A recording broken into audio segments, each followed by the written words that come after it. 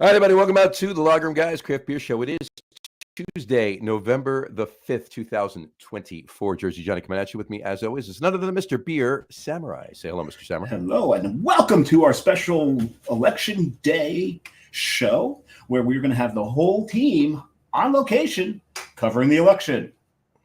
Now on to the Beer Samurai. What's happening over there? I really don't give a shit. There you go. I just want to drink. Can I just drink? Okay, back to me. And Jersey Johnny, what would off to you? Yeah, I'm drinking too. So I started already though, but that ends our show. It doesn't end our show. It ends our coverage of the selection. There you go. The only thing we care about is that you did this. Yes. Mine's up there. I brushed up against something. Yours died and went to heaven? No, not up there. Up there. It's sitting right there. Here, I'll pull it down for you. Hold on.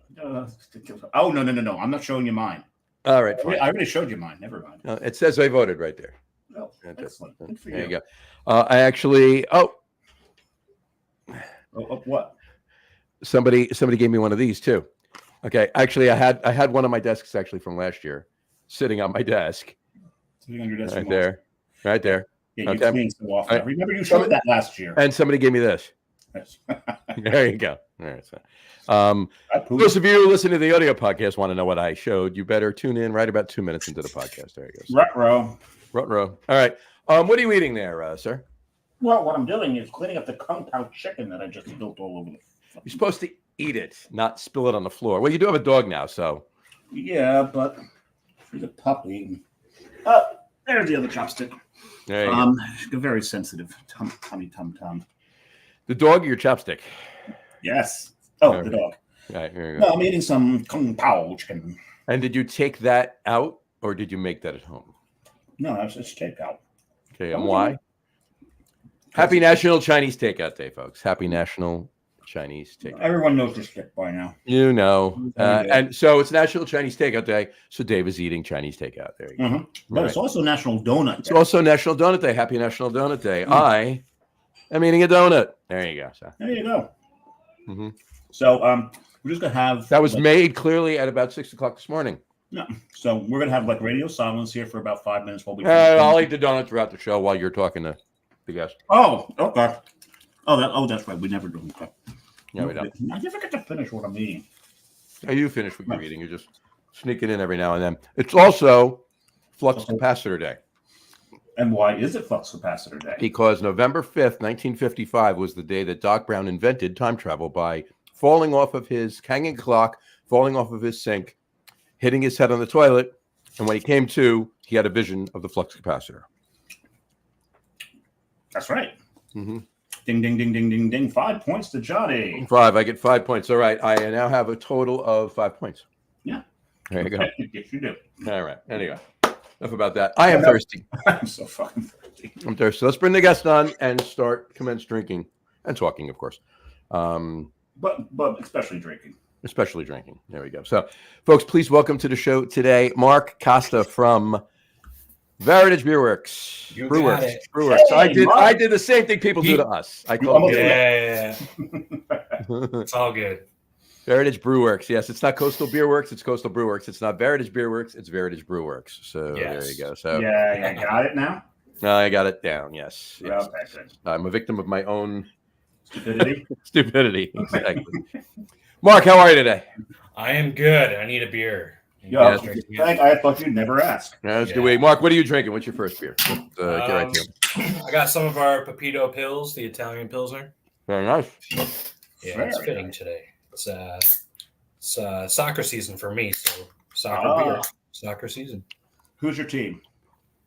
I'm a Man United supporter. Same here. It's not been good lately, has it? Has not been. My whole good chunk of my family is from Manchester, so cool. Believe it or not, one of them roots for Liverpool. Oh no. No one speaks to her anymore. Nobody roots for Tottenham though, no. No. Not the Hotspur. Yeah, I also coach high school soccer, so I just got home nice. From the field. So you're one of the few people that I can actually successfully explain offsides. Yes. I would hope so. That's a rarity in this country. Yeah. This is true. I'm sure the parents on the sidelines prove that almost every single game, right? Yep. Yep. What are you drinking there, Samurai? Well, Johnny did a trip up into New England. Every time Johnny does a trip into New England, he comes back through Treehouse. Uh-huh. And oddly enough, directly through Treehouse. Right, he does. It always happens that way. It's a beeline, and he always makes a mistake of asking me, "Do I want him to mail me anything back?" The answer is always yes. But I was kind to him this time, right? It was only one case, not 2.5 cases. It was just over one case. It's usually 2.5 to 3 cases. What I've got here is Treehouse. It's from their Carn series. This is Mount Marcy. It's a pretty can. And I want to start here because this is of the 3 beers I'm drinking today, what they're named after. This is the only one I've been on. I've been on top of Mount Marcy. It's the tallest mountain in New York. Now, Mount Marcy, right? Also known as Tahawas. No, but Mount Marcy, isn't that what Shaggy wanted to do? All right. Okay, but I had to say it. I had to say it. Okay. So what is this? This one is it's a Pilsner, with beautifully balanced notes of biscuit, cracker, honey, lemon, citrus, and green tea. It's not that it has it in it. It's just the hops they're using. So there you go. We'll see how that is. Yes, we will. That makes a decent head. I've seen for a Pilsner, it should be probably the hops. There you go. I am drinking. Komarebi Natsukashi. And now he knows why I didn't drink it on the show. Komarebi Natsukashi. There you go. A Japanese rice lager. Nice. That Dave and I both have. Well, Dave has 3 cans. I have 1. Because of the swapping. Right? We did some exchanges. Yeah. I may be drinking one of them tomorrow. It might go with my cocktail. It might go with your cocktail on the cocktail show. Oh yeah. So let's give it a try.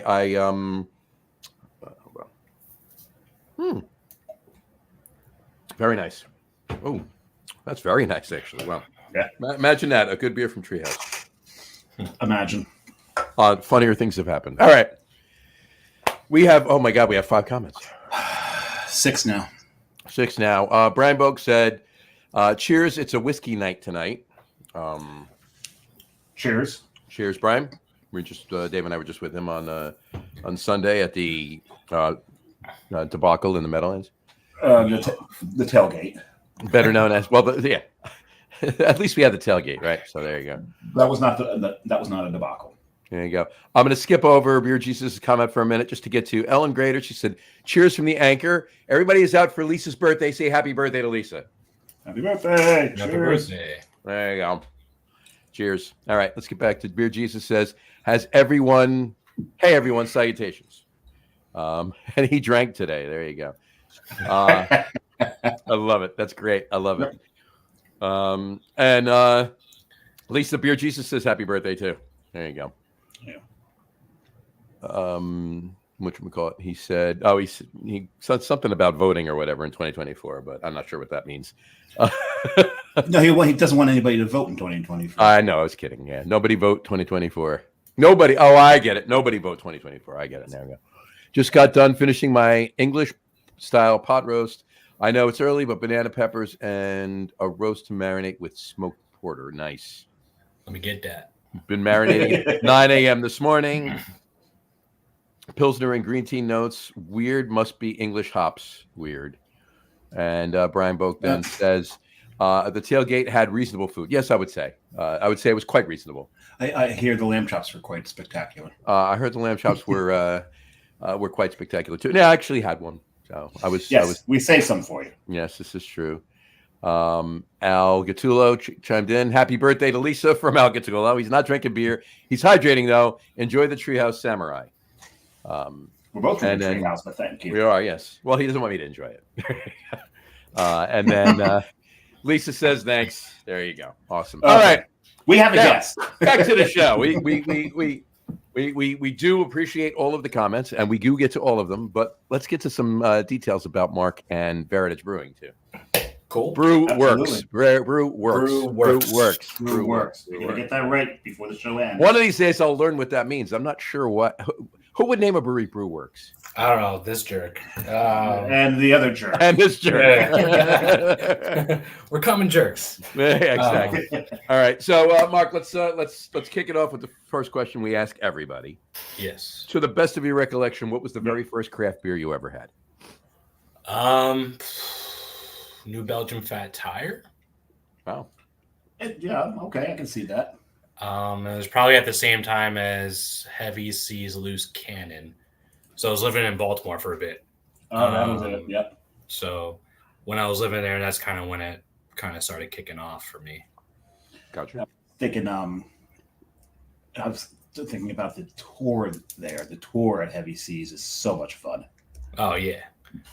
And my the guy I was with, because if they'll ask questions, and if you get it right, they'll give you a beer token. Right. And he's like, "I've got Dave with me. We're getting lots of tokens." And I'm just letting everybody else answer first. And finally, at the end, when no one could get the answer on the last one, he's like, "Will you please answer this one?" Like, okay, it's a hop back.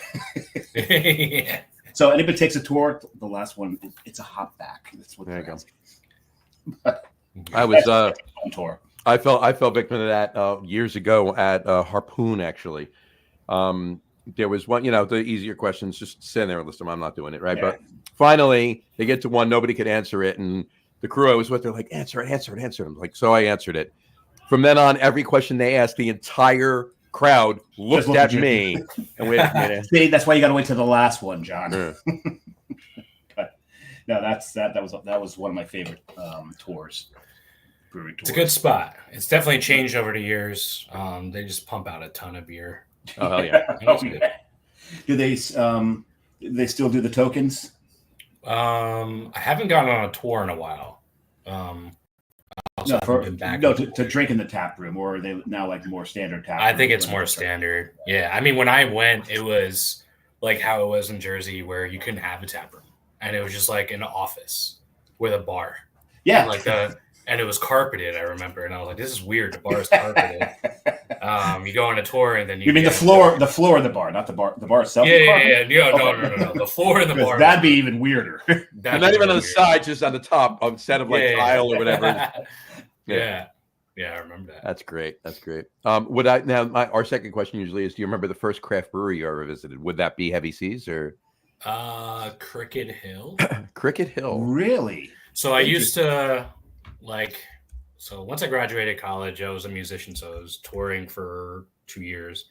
And then I had to get a real job because you don't make money as a musician. What did you play?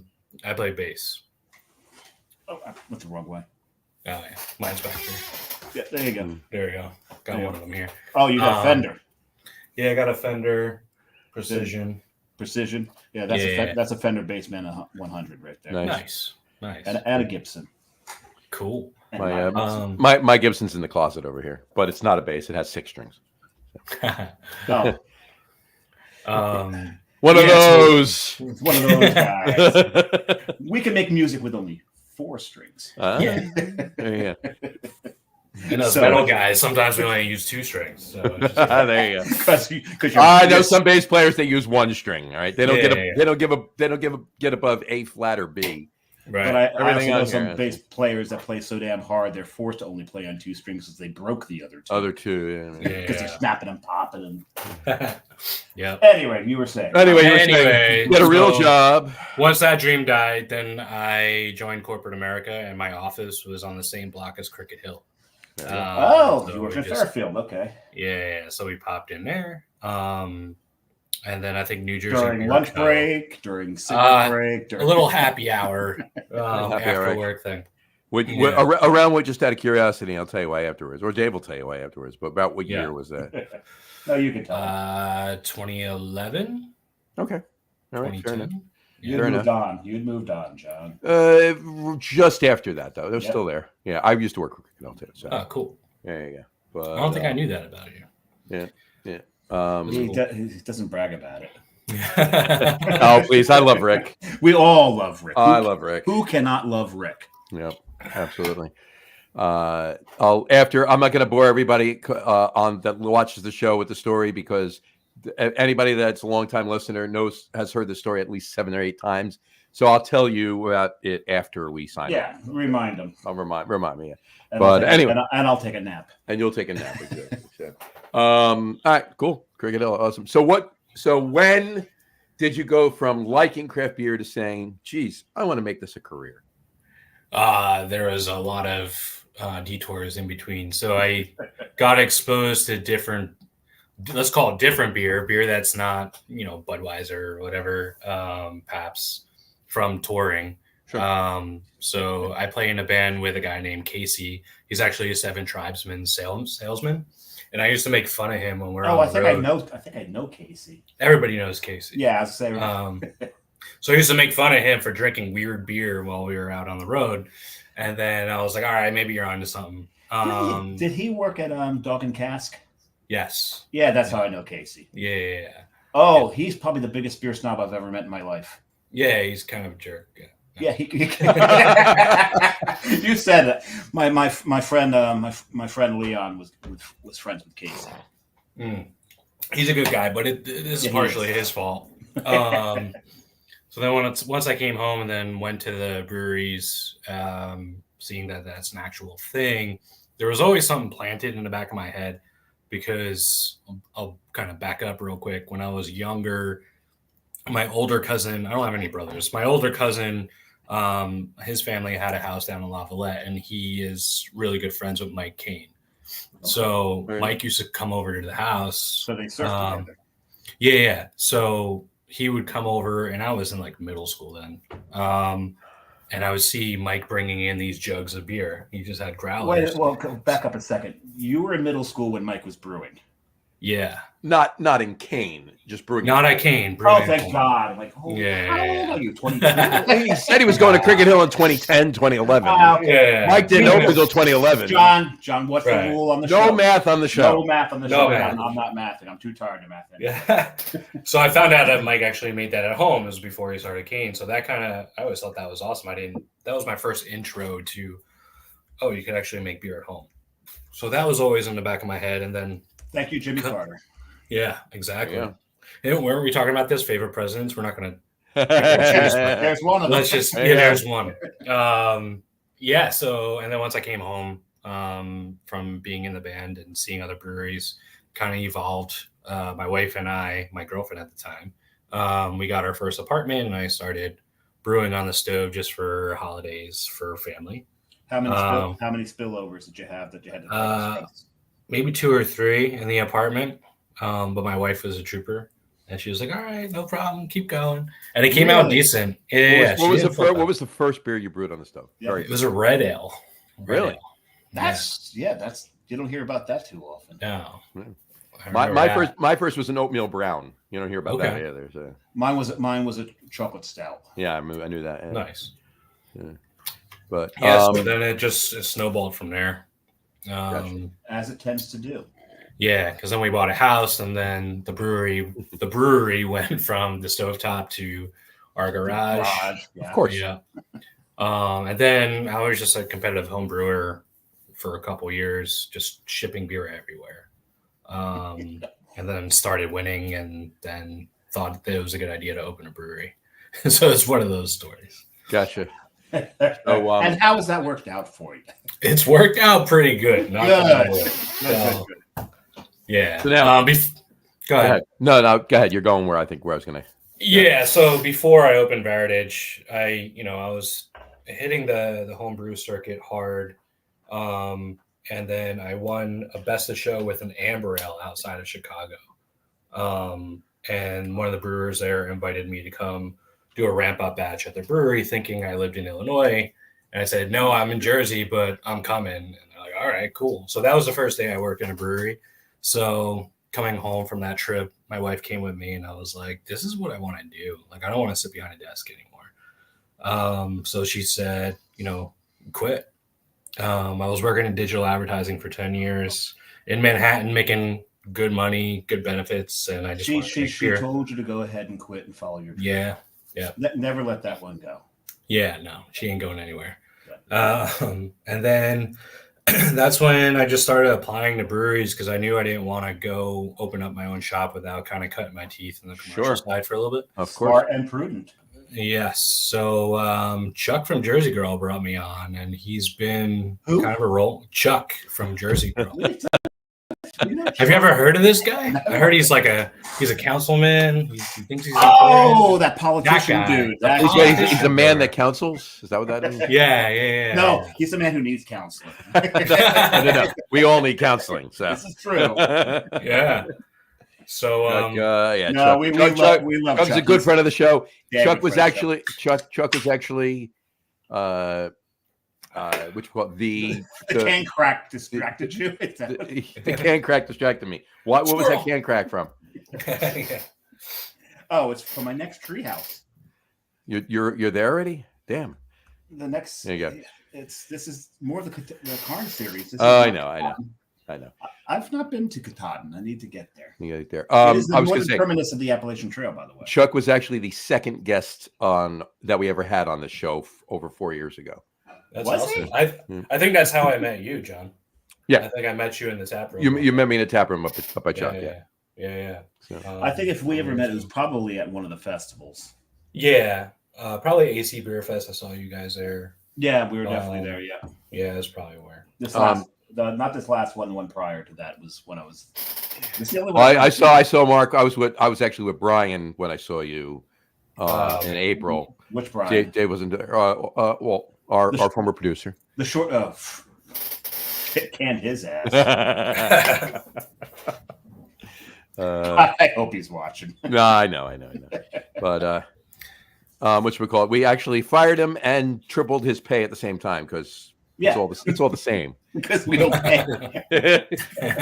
So, anyway, we would triple his pay, cut his pay, we'd fire him, rehire him.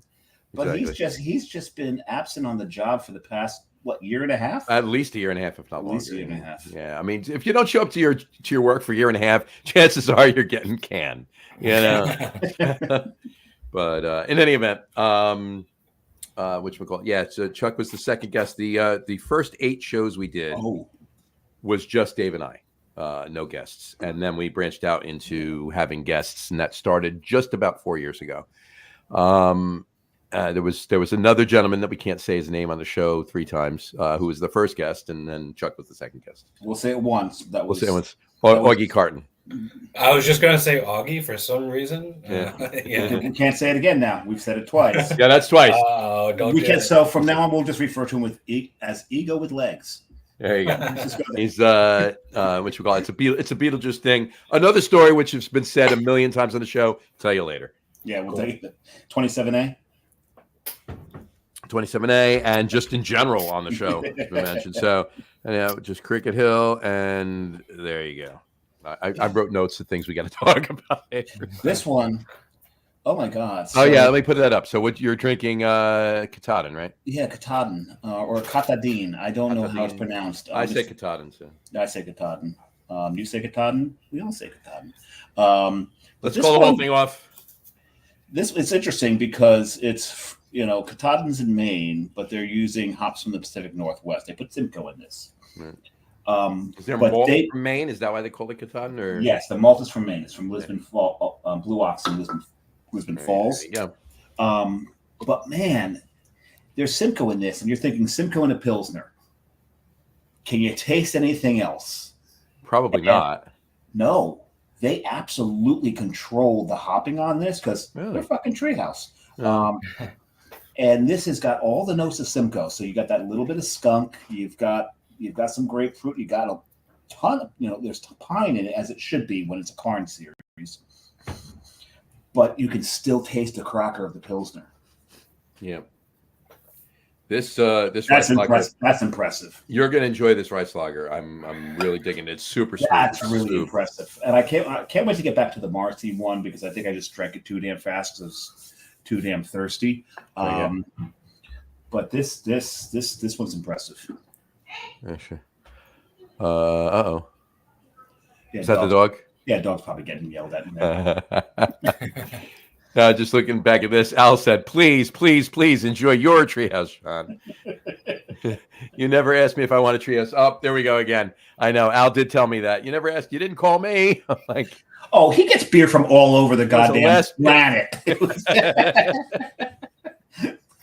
No sympathy. No sympathy. Whatchamacallit, and Beer Jesus. But deservedly so. He's got actually a radio show. He talks about craft beer. So 100%. Yeah, so he earns it. Just going to take a minute to run down Beer Jesus's comments really quick. He said, may everyone have a blessed week. Brew Works, from the makers of lagering around, I'm assuming. Probably. We know. Oh yeah, around. There you go. Yeah, we know he types just moderately better than Matt potentially. Moderately better than Matt. Yeah. Moderately better than Mott. Dyslexia can be cured. Never mind.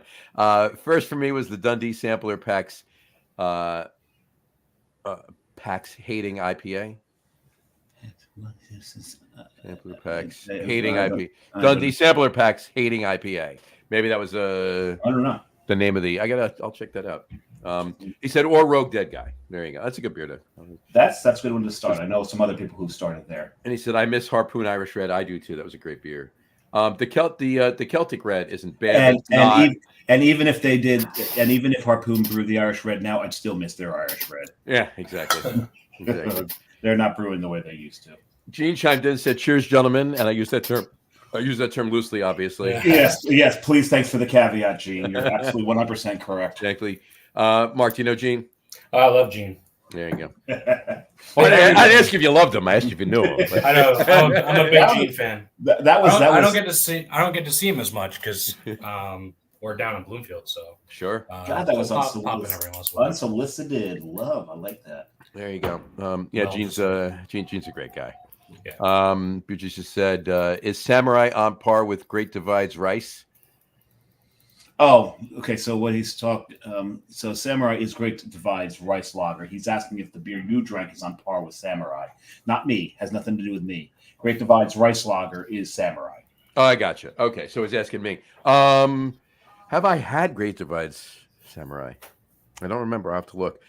One way or the other, this is fantastic. 100%. It's probably, I've had it. And you know what?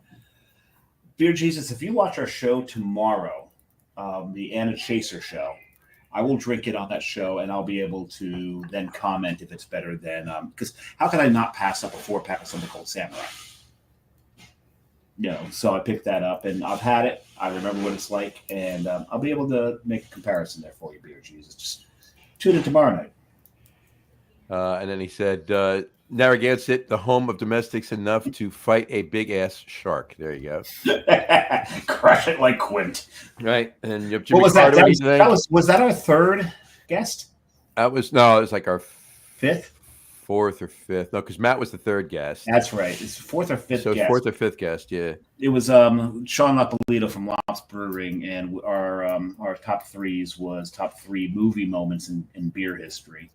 And his because he's from Rhode Island, Lops Brewing is from Rhode Island, his number 1 was Crush It Like Quint. Right. And I mean, all 3 of ours would have been Crush It Like Quint, but we let him have it. We took other stuff. Beer Jesus said, thank you again, 21st Amendment. He said, Beer Wars with Darth Brewer defying gravity and broke Skywinder. I don't know those. I don't know that, but I definitely want to. Yes. Like that. Whatchamacallit, just going through. I need consulting to Alcoholics Unanimous. Okay. I will gladly guess next week we should do Great Lakes Christmas Ale. There might be one of or a couple of those drank on the show in 3 weeks on our holiday beer show. The Thanksgiving week we do our holiday beer show, Beer Jesus. So watch every week, obviously, as you do, and thank you very much. But definitely watch that week because that week is all about the Christmas ales and the holiday beers. But we will find a slot to get you on, Beer Jesus. Absolutely. And he said Yakima Valley hops I always confuse with Chinook and Centennial. And then Dave Camp said Can this pod go until midnight? It's better than TV. He said. So basically, tonight we're caught up. We're the distraction. We're the distraction from TV. So from the election coverage. That's why I was making fun of it at the top of the show. Yeah. And I was serious. I don't care. Can we still drink beer? Okay, I'm good. Maybe I'll actually cut this out and wear it. There you go. I farted. So Mark, the name. Yes. That was next. Yeah, go for it. Varitage. Where does it come from? It comes from the fact that trademarking in the U.S. sucks for breweries. I was wondering. Because my home brewing handle was Terra Costa Brewing Company, and I wanted to use that. But there was a Terra Costantino wines, so the government said, nope, pick something else. But that's a wine, and it's not even the same words. So the government recognizes distilleries, wineries, and breweries under the same umbrella. Because the government's a bunch of idiots. That's why I don't care what the hell happens tonight. Right. So, I took the word variety and the word heritage and made up a word, and my lawyer said, yep, that's not a word, so I think you'll get it. So let's submit it. Variety and heritage. I like that. I like that. Yeah. So I'm Italian. I grew up in North Jersey, and I'm Portuguese. So we kind of tell like all Italian and Portuguese and grew up in North Jersey. Yeah, I know, right? Oh, okay, so you're of the Taylor ham. Oh yeah, 100%. Yeah. So now, yes, because I grew up in Taylor ham, and I now live in Pork Roll. Dave grew up in Pork Roll and now lives in Taylor ham. Oh, that's tough. Yeah. Yeah, so I really have to. The thing is, if you're down in Pork Roll and you order something and you order Taylor ham, they're not going to knife you. Right. But if you call it Pork Roll in Taylor ham territory, oh yeah, bad idea. Yeah, there may be blood. There may be blood. Look, I figured out a long time ago. It's easy peasy, right? No matter what you call it or how you feel about it, it doesn't matter. If you're in Taylor ham, order Taylor ham. If you're in Pork Roll, order Pork Roll. That way you get what you want. One of the most delicious breakfast meats and save the arguments for Facebook. There you go. Because that's what Facebook is. Anyway. Mark just cracked his second. Yeah, I did. You need to respect the can crack. I do. I want to ask him what is that second? What is that second beer you drink? We have our Oktoberfest, the last of it. That's the last can. I have a couple more cans left at the brewery, but there's no more kegs. And I blew through 10 barrels in 3 weeks. Very nice. Yeah, went quick. Pretty quick, yeah. The past couple of weeks have been pretty nutty over here. It's a good problem to have, but actually, a little bit of nutty character in an Oktoberfest is expected. Right. Yeah. See what you did there. Yeah. So how big? So is that that's a Marison? Yep. Nice. How big a one? It is 6%. 6. Very nice. Yeah.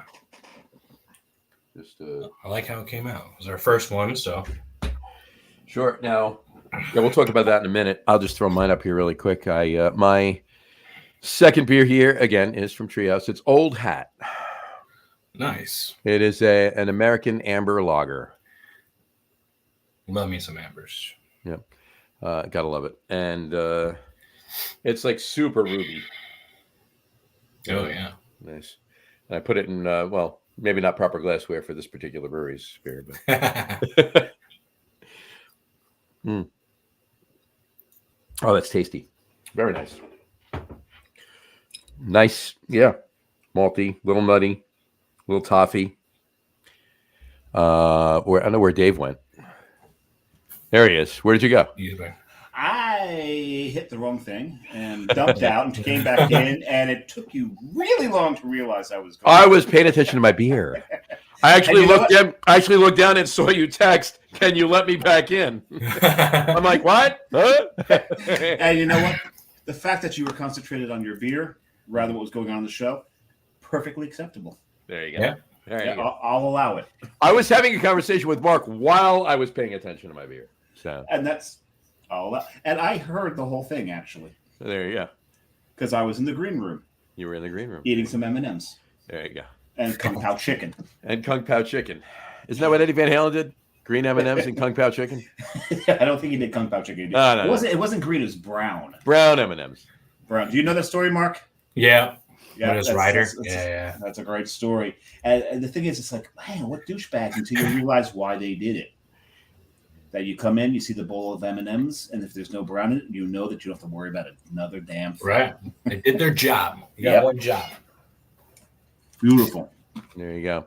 All right, so you're working now. When you got the job at with Chuck up at Jersey Girl, your intention was to open the brewery. That was your plan. You didn't want to just start working in breweries and then go from there. The goal was I'm opening, but let me cut my teeth. Yeah, and that's what I told Chuck in the interview, and he was like, "I'll help you with whatever you want, whatever you need." Like, that's the kind of guy Chuck is absolutely awesome like that, 100%. Yeah. I can't tell you how many sounding board moments there have been over the last 3.5 years. Yeah. Hey Chuck, what do you need? Yeah. Reliable. Good guy. Absolutely. Whatchamacallit? So how long? All right, so you get the job. So how long did it take you to open? Like from inception in your mind to actually physically opening? So I was at Jersey Girl for about 2 years. Doing everything from packaging to brewing on the tippy system, coming up with some new stuff, learning the canning line, cleaning tanks, learning how to not blow yourself up or hurt yourself, chemicals and all that stuff. But it's fun though when that happens. Yeah. Not for you, for everybody else. Chuck has a video of a hop explosion during a dry hop of Rake Breaker. Oh, jeez. Really? There's some video content out there. I'll have to ask him to share that with me. Yeah. And if you ever get to Weyerbacher, there's still a dent in the ceiling from when their oatmeal stout blew because their intern didn't realize that if you're going to release the pressure, you do it kind of not from the very top. Yeah, no, don't do that. Yeah, you do it from the bottom. Well, this is why you go work for Chuck and you break his shit. So that, But yeah, there's a dent still in their ceiling, and it's still stained stout brown. Oh, nice, lovely. But I was expecting to be at Jersey Girl for a little bit longer. Like I loved going there, despite the hour commute every day for me. But then it just kind of happened almost backwards. I wasn't ready. And I remember being out in my garage working on some beer. And then one of my neighbors had a little party on her wraparound porch. Turned out to be one of our councilwomen. And she was curious. And she said, "What is that guy doing in his garage at 8 o'clock, 9 o'clock at night?" So my neighbor was like, "Oh, he makes his own beer. Oh, and he wants to open up a brewery in Bloomfield one day." She goes, "What?" So she came around and she came into my little home brewery and I showed her around and I said, "Yeah, one day, not tomorrow, I want to open up a brewery." Well, it turns out that week, it was on the town council agenda to bring a brewery to Bloomfield. So I got roped into basically creating an ordinance with the town, bringing craft beer to the downtown district and not having it have to be out in an industrial park somewhere. So that took 2-3 weeks, and then it was passed, and they said, "Yeah, Mark, go build a brewery now. You could use this block, and this block." Yeah, it sounds freaking ridiculous when you say it out loud. That's all backwards. Yeah, it was backwards. It was my intention to open, but it wasn't. It kind of happened super fast. Well, that part did. So then I told Chuck, "Hey, this is what's going on." He's like, "I'm so happy for you. Yeah, just let me know. Give me a month and train up our cellarman," who was Dave at the time, who turned out to be their head brewer for a bit. He just moved to Colorado. He was only Colorado, yeah. And he was only Dave at the time, and he changed his name after that. Or He was. Oh, stop it, please. That's worse than my dad jokes. Hey, I gotta compete. This is true. Yeah. All right. Speaking of that. Okay. I have a God, here we go. I have a contact lens problem. I don't have any contact lens solution. Uh, All right, there you go. See, I told you it was worse than mine. Actually, that was pretty bad. no, that was worse than mine. That's just Anyway, all right. Oh, Yeah. So yes, how do you live with the shame? I love it. I accept it. I revel in it. It's all good. No, yeah, you're right. Dave was great. Dave was Yeah, I love good Dave. up there. Yeah, you're right. He just moved out to Colorado. Yeah. So he Oh, took my poor place bastard, and- Colorado. Ooh, Yeah, rough life making Yeah. beer in Colorado. That You're sounds thinking- awful. Yeah, pretty shitty. Horrible. Yeah. So then, okay. So when was that in relationship? Now, hold on. Let me cut one thing out here. Or jump ahead for a second. You just had your first anniversary. Yes. All right. That was when? That was last weekend. So Last weekend. Yeah, October 26th. So the last weekend in October 2023, you opened. When was it that the bill got passed in Bloomfield? It was 2021. So a couple of years. Took a couple of years. Gotcha. And the crazy thing was, I anticipated it to take a couple of years. I mean, John, like these things, you know how this goes. But for the most part, everything was like flying. And then we hit a crazy road bump with corporate real estate. So what happened was, signed a lease. Well, I registered the brand, had to come up with a word, Varitage. Registered it, got all the lawyers involved, got everything going, got into partnership agreements, blah, blah, blah, all the business shit. And then went to go sign a lease, and then there was nothing in our space. There was no drywall. There was no electric. We're the first tenants in that unit. No water. So they owed me utilities as part of the contract. Luckily, I negotiated I wasn't paying them rent until we opened, and they agreed to it. Right. And that saved me like big time. Oh, yeah. I bought my equipment. It was just waiting for them to start construction. They just started dragging their feet. This was St. Patrick's Day, I guess, 2022. 2021, St. Patrick's Day. I said, look, I got to cut floors from my trenches. Like, can I at least do that while you guys are figuring out contractors for the work? I said, yeah. So we cut the trench drains, and then radio silence. And they finally came back and said, look, you could either sue us or wait for the new buyers because we just sold our entire portfolio. Oh, jeez. So now they're in breach of contract.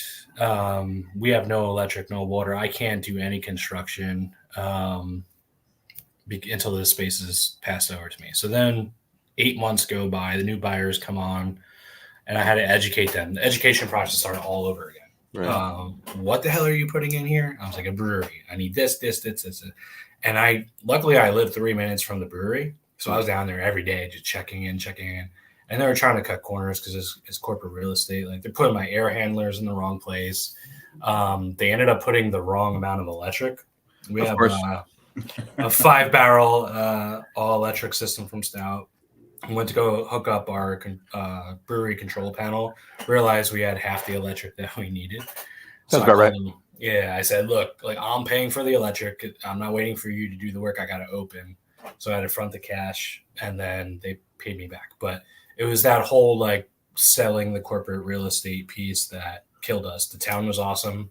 The state ran smooth. The equipment. That's a rarity. Yeah, the Stout was awesome. They held our equipment for like 10 months in a warehouse in Portland, Oregon. Wow. With no storage fees? No storage fees. And they said, That's if it happens, let us know when you need it, and then we'll dispatch it. So if it wasn't for the landlords, we would have been open probably a year before. But, it turned out that my wife was pregnant at the time, and my son would have been born during the projected opening week of the brewery. So there you go. So that would have been perfect. Yeah. So, I mean, the good thing was that I got to be home with my son for his first full year while we were building the brewery. So that's awesome. That's special. That's awesome. Everything happens for a reason, but and I'm sure your wife appreciated that. Yeah, totally. There's No way. The way things are now, like, be a little nuts. So John, Dave Campanile had a question for Mark. I don't know if Dave's still watching, but Let me throw it up. I think he is. Just stole everybody on. So he said, what's Mark's favorite style of beer to brew? Oh, I like traditional styles. We have a ESB, like a pub ale. Oh, nice. Right now. That bars are going pretty crazy for right now. And then I also like doing lagers. That's my wheelhouse. So like amber ales, pub ales. We kind of like lagers in this show. Yeah, I kind of figured by the name. That wasn't a trademark thing, right? You actually like lager rooms? Yeah. There's a yes and yes. Yeah, there you go. Yeah. Oh, Jesus. I grabbed the wrong beer, John. What did you grab? I was supposed to drink Sherman, but guess what I grabbed? So, Beer Jesus, you're going to get your answer tonight. There you go. Yeah, the Japanese. Damn it. Yeah. I want to drink Sherman. That's all right. I have the banner for it. Okay. Yeah, because you drank the damn thing. I can tell you right now, it's nothing like Samurai. I can smell right away because Samurai's not hopped so heavily. This one is. This is nice. Yeah, it's got good aroma, but it's not overly hopped in the flavor. It's nice and smooth. Oh, it's fruity. Yeah. It's pulled the fruit out of that rice. Yep.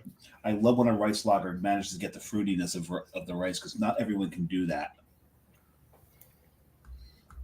That is lovely. I would Beer Jesus, I would say this is superior to Samurai. This is superior to Samurai. Yeah, I would say it probably was. Yeah, I have to look and see if I had it. I didn't even check yet. He put up another comment. He said, clearer than red and blue and 3D glasses of the 90s applied today with today's cameras. Not sure what he meant by that. Well, the statement's not all that clear. No. Let me get my 3D glasses. Maybe it'll make more sense if I get my 3D glasses. Well, he did say it right after Dave Camp posted, can the show go until midnight? It's better than TV. So maybe it had something to do with that. I don't know. Hold on here. Hold on. Oh, you have 3D glasses? Is that what you're looking at? Yeah, I do. Where are they? They're in the set. I moved everything over to this side so we can open that side. Oh, you got to know these things beforehand. You would think it's my goddamn desk. You think it's one of these? I've got a roll top, so you'd think I would know. I see it every Wednesday night that we do the cocktail podcast. Yeah. Okay, so put his comment back up again. All right, fine. You ready? There we go. Clearer than red and blue, than 3D glasses of the 90s applied today with today's cameras. Oh, okay. So no, with the glasses on, that clearly says, I am so sick and fucking tired of any IPAs. There you go. That's what that meant. Okay. That's what I meant. That's what that meant. Okay. Now we got it. All right. Good enough. Okay. All right. So, all right. They've been open a year and a week, or almost a year and a week. And a day. And a day, right? A year and a week and a day. Oh, shit, I mathed. I'm sorry. Stop mathing. Now, your traditional styles, the ESB you have, which I definitely got to get up there and have. Yeah. Because I love me a good ESB. I'll bring you one of our ESBs, and we'll drink them together. Okay? Made with rye. Yeah. We did ours with rye. Nice. But in any event, just like his humor. Exactly. Oh, that's spelled differently. Sorry. Exactly. That's a W in there. Yeah. But in any event, what are some styles? All right. Do you have any flagships? Yeah. So we have or anything that is developed into a flagship, if you will. Yeah. So we have Locks and Plains was just American IPA. It's not a hazy, but just a modern IPA that's usually always on. And then the Varitage Premium Pale Lager is a Czech Pilsner on the side pour. Yeah. You have a Lucre pour? Yeah, we have a Lucre. Okay, so a Czech Pilsner on a Lucre pour is you make it a dark Czech. I do a dark version. That's straight into my jam. Is it done already? Is it in a tank? Is it not brewed yet? When is it coming? When are we getting there? Yeah. I gotta get through the Christmas beers. And are dogs allowed? Not right now, but I'm waiting for the election to be done today, so we get our new mayor. We're kind of in between political crazinesses in town.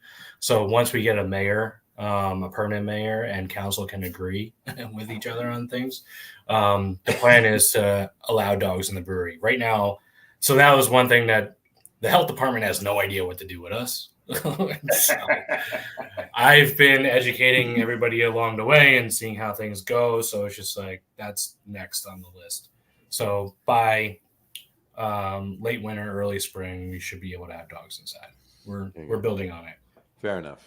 Yeah. Fair enough. But Dave, for now, they allow humans inside, so we can actually go there and have some beer. Well, here's the question: room. Am I allowed? I said humans.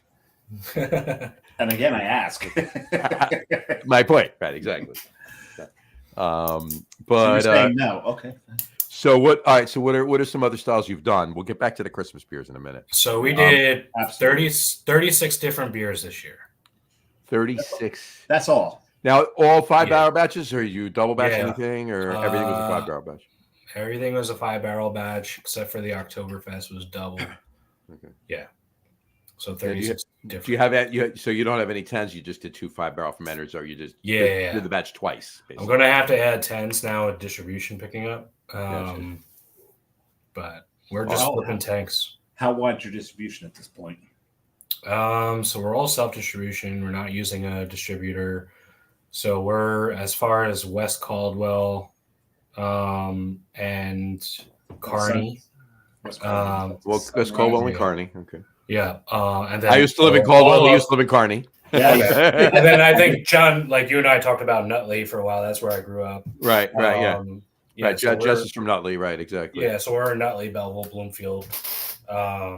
So we're starting to spread out. We just brought on a sales rep brand guy Nice. to kind of help us build that. So we're in 13 bars and restaurants, 4 Bottle King locations, and ShopRite. Nice. And John, you thought my chair creaked. Oh, you hear my chair? Yeah, I love it. Well, I haven't been up here. Like this is where I planned the brewery, but I haven't been here. We all have a creaky chair. Let's just Mine has not creaked on the show yet. Hasn't. And Did John you oil usually- it? No, it just might be naturally. Did you oil yourself? It's Did just you naturally leaching off of me into leaching the off of you into the chair, right? But Gotcha. Well, that's cool. it's all the hop oils. So you've gotten beer, I'm assuming, down into Cloverleaf if you went out to West Caldwell. We haven't hit Cloverleaf yet, but we're in Brook Tap House. Just took a keg. Sure. Oh, you this week. Yeah, you got to get the Cloverleaf. Yeah. Yeah. I got to talk to Ryan. Yeah.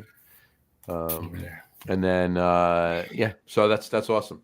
And Kearney, Snug Harbor, I'm assuming. Oh yeah. So Yeah. I know Al because Al's the best, isn't he? I'm a high school soccer coach, and I met Al because he was my ref. Really? That's right. He does ref soccer games. Yeah. Yes, yeah. So I was coaching, and he was running up and down the sidelines, and we are just talking about beer. And he was like, "This was before Varitage opened." He said, "Aren't you the Varitage guy?" I said, "Yeah, I'm the Varitage guy." He was like, "Oh, And this man, is why I you're really running back and forth. Yeah, he's running back and forth. And we were just talking about beer. Like, you gotta. aren't you supposed to be watching this game, man? Like, Not when it comes to beer. Yeah, we can't. Some things have to take precedent. The only issue I've ever had with Snug Harbor, I watched one of their bottle shares. They have some epic bottle shares there. Yes, they do. They bring amazing things. But there's one time where I'm sitting there, they're getting ready for their bottle share, and they bring food. And they open this huge pack of chorizo. And I'm like, how the fuck are you going to taste anything that you drink after chowing down on chorizo? Yeah. It just... Some of the stuff that they opened was just the funniest thing, the best thing. I was out in the fire department in North Arlington. I grew up in North Arlington. I was in the fire department in North Arlington, and one of the guys was on the just on my old company in North Arlington. He's a big craft beer guy, and he goes by Al. He goes to Snug Harbor all the time. Most of us that are into craft beer get big, yes. Right. So exactly, and the best is when I stop by Snug Harbor and I drop off a couple of samples of a new beer for Al, and he's not there, and I leave him there. And then later that night, I go on Untapped, and my buddy Scott has had them at Snug Harbor that night. Yeah. So they become part of the bottle share. Yeah. That's Snug Harbor. Yeah. So, Mark, Cool spot. Yes, sir. we talk a lot about on the show at a brewery. There's so many ways to rate a brewery. There's so many things that go into that rating, into your feel of that brewery. The beer is one of the main things. The staff, but it's the culture of the brewery. How would you describe the culture of your brewery? It's pretty cool. So, sticking with the soccer theme, we are a soccer-centric brewery. Really? Yeah, so we show all the games. We've been opening up early for the Premier League games. Euro Cup was so awesome. your town. What time do they let you open up? I mean, the bars in town, some of them open up at 7 a.m. So no one's I just think you talked about Baltimore earlier. One of my favorite moments I ever spent in Baltimore. My buddy and I looking for breakfast. We wander into Fells Point. Yes, awesome spot. And we hear this cheering going on. It's the morning. What's going on Sunday? And there's this, and it's late fall, and there's this restaurant open. All the windows are thrown open, and all the cheering's coming from their Slancha in Fells Point. Yeah, I know exactly what you're talking about. And we sat down. And we had breakfast. We had, in one hand, I got the coffee cup. The other hand, I've got a Guinness. Listening to everybody just rip into each other at the bar, and just had such a great time there. Actually, we wound up. What's the big in Fells Point? What's the big craft beer bar that's got like 100 taps? What's their name? I forget.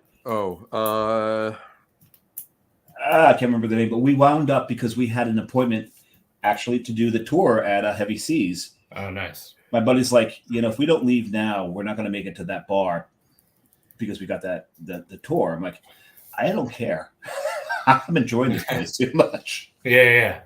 And that's, that was always in my head, seeing like places like that. And I wanted to do that. So you have that feel. That is awesome. Yeah. So when we first built the brewery, I had a bunch of soccer scars from traveling and just being a soccer fan. So I put them up on like PVC pipe, like a railing above our cold box. Max's. Okay. So Max's. That's it. Oh yes. I had to look on Untapped. So. Yeah. Yes. So we had one row of soccer scarves, and then people just started coming and bringing me scarves. They're like, "Can you hang this one? Can you hang this one?" So now we have 2 rows that go all around the cold box, and people just you've got a Man U scarf up, I'm sure. Yeah. I have a Eric Cantona scarf like on top of the brew house, looking down on everybody. I love it. And a bunch of them. So we just started kind of building a soccer culture there. It started catching on very early on. And then we brewed a Kolsch for one of the Red Bull supporters clubs, Torcida 96. So the crazy fans that sit behind the goal that shoot off the flares. One of the guys in the club became one of our locals. And I remember sitting down at the bar at Varitage on Boxing Day, just talking. And I was like, "Can I make you guys a beer?" And he's like, "Oh yeah." And so the guys in the club came down and brewed a Kolsch with us called Torcida 96. And then we released it for the Red Bulls opening game. So we were doing all of the away games on a 10-foot projector in front of our tanks. So that was the first one. And I didn't know what to expect. Like maybe 10 guys come, right? So it was a Saturday afternoon in March, and I went to go take the garbage out, and we have a parking deck attached to the brewery.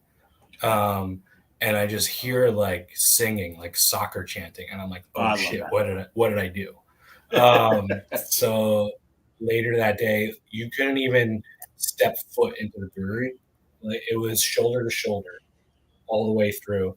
And they brought the drums into the tap room, and they just bounced for 2 hours and drank, I think it was 250 pours of Kolsch in 2 hours. I myself can do that, but that's yeah. But it was I've been there. It's Kolsch. Yeah, so it was awesome. So we did that throughout the whole season, and that's amazing. I picked up, and like even the players started recognizing the brewery name as like, oh, they do soccer stuff there.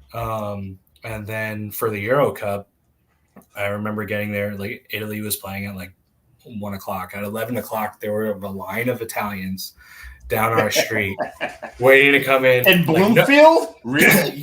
Yeah, really weird. That's strange. Yeah. Happen. Come on. And the funny part was, like, I'm Italian too, so I appreciate it.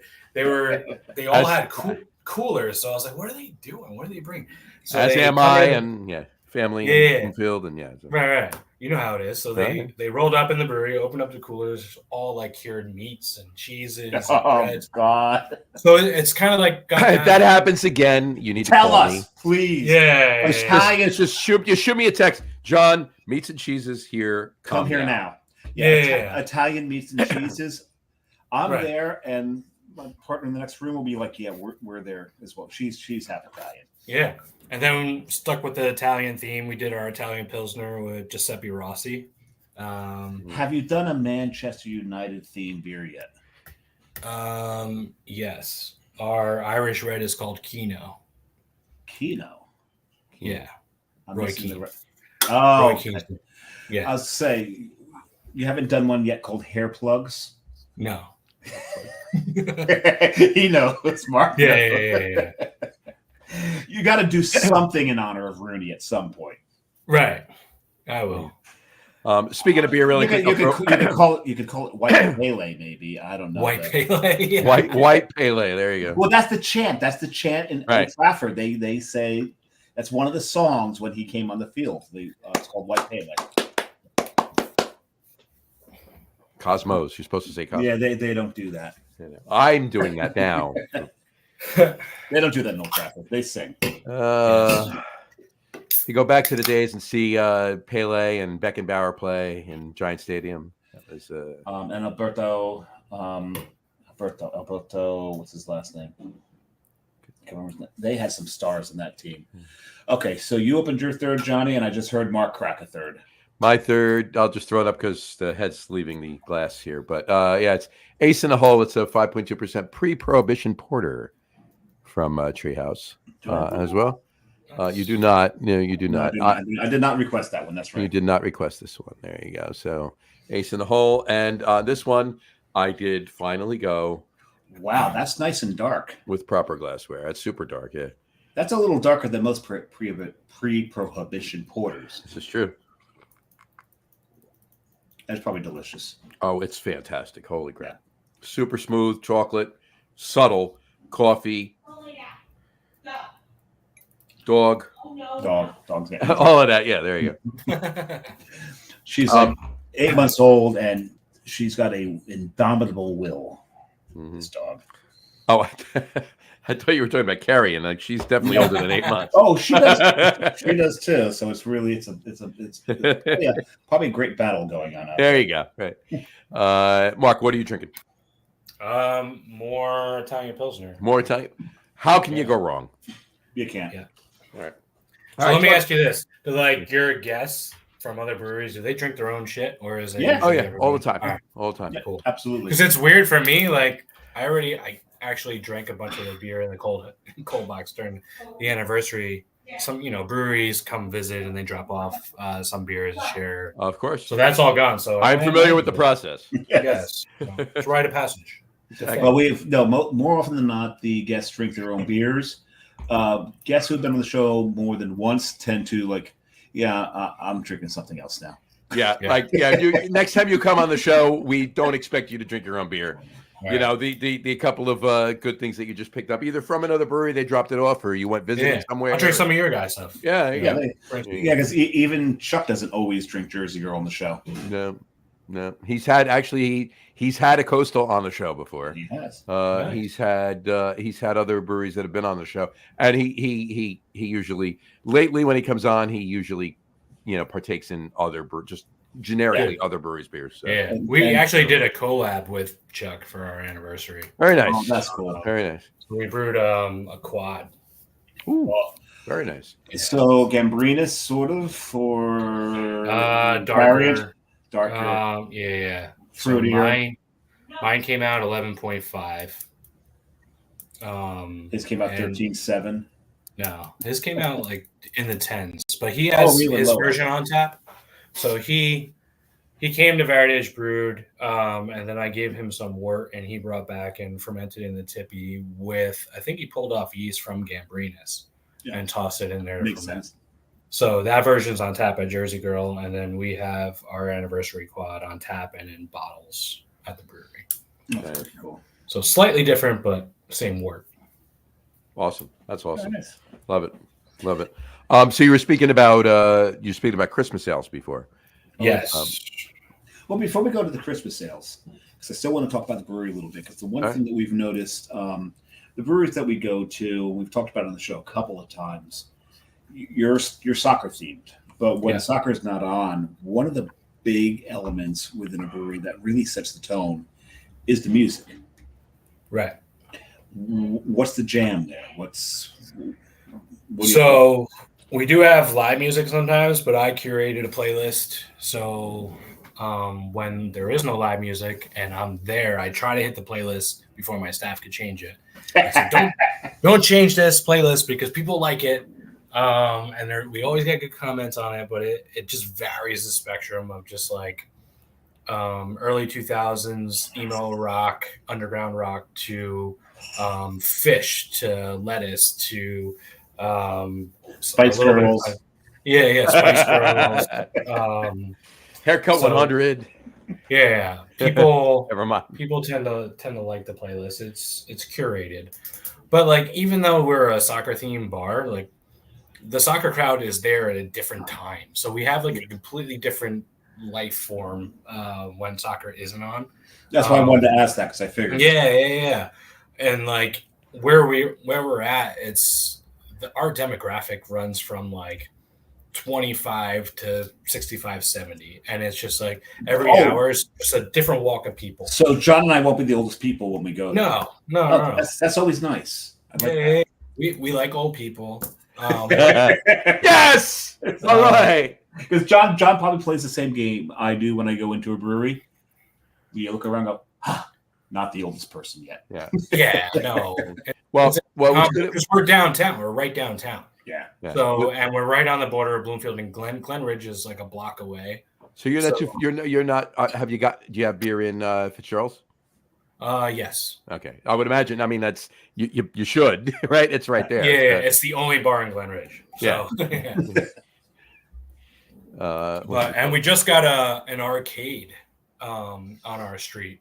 So it's a pay by hour arcade, or so it's like $20 all you could play. For how long? For I think as long as you want to be there. Really? And they have pinball, and they have old school arcade games, and they have skee ball and air hockey, and they actually got a liquor license. So wow. That's going to make air hockey very dangerous. Yeah.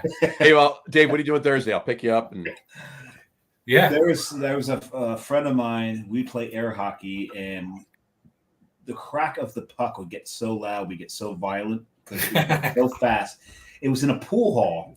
Everyone playing pool would turn around and see what's going on because eventually, at some point, the puck would so violently hit something, like the blocker, that it would go careening off into the pool tables.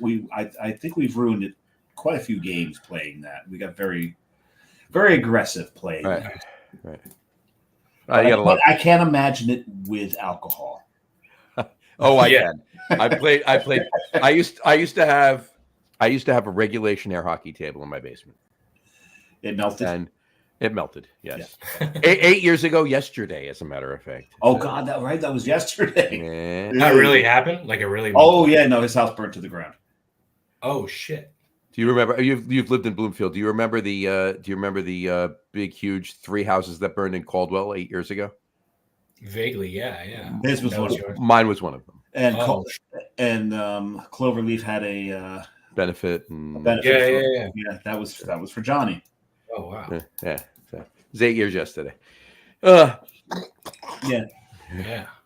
But here we are today, and there's beer, so we're good. And no one died. Right. Or let me rephrase that correctly. But did you die? Yeah, exactly.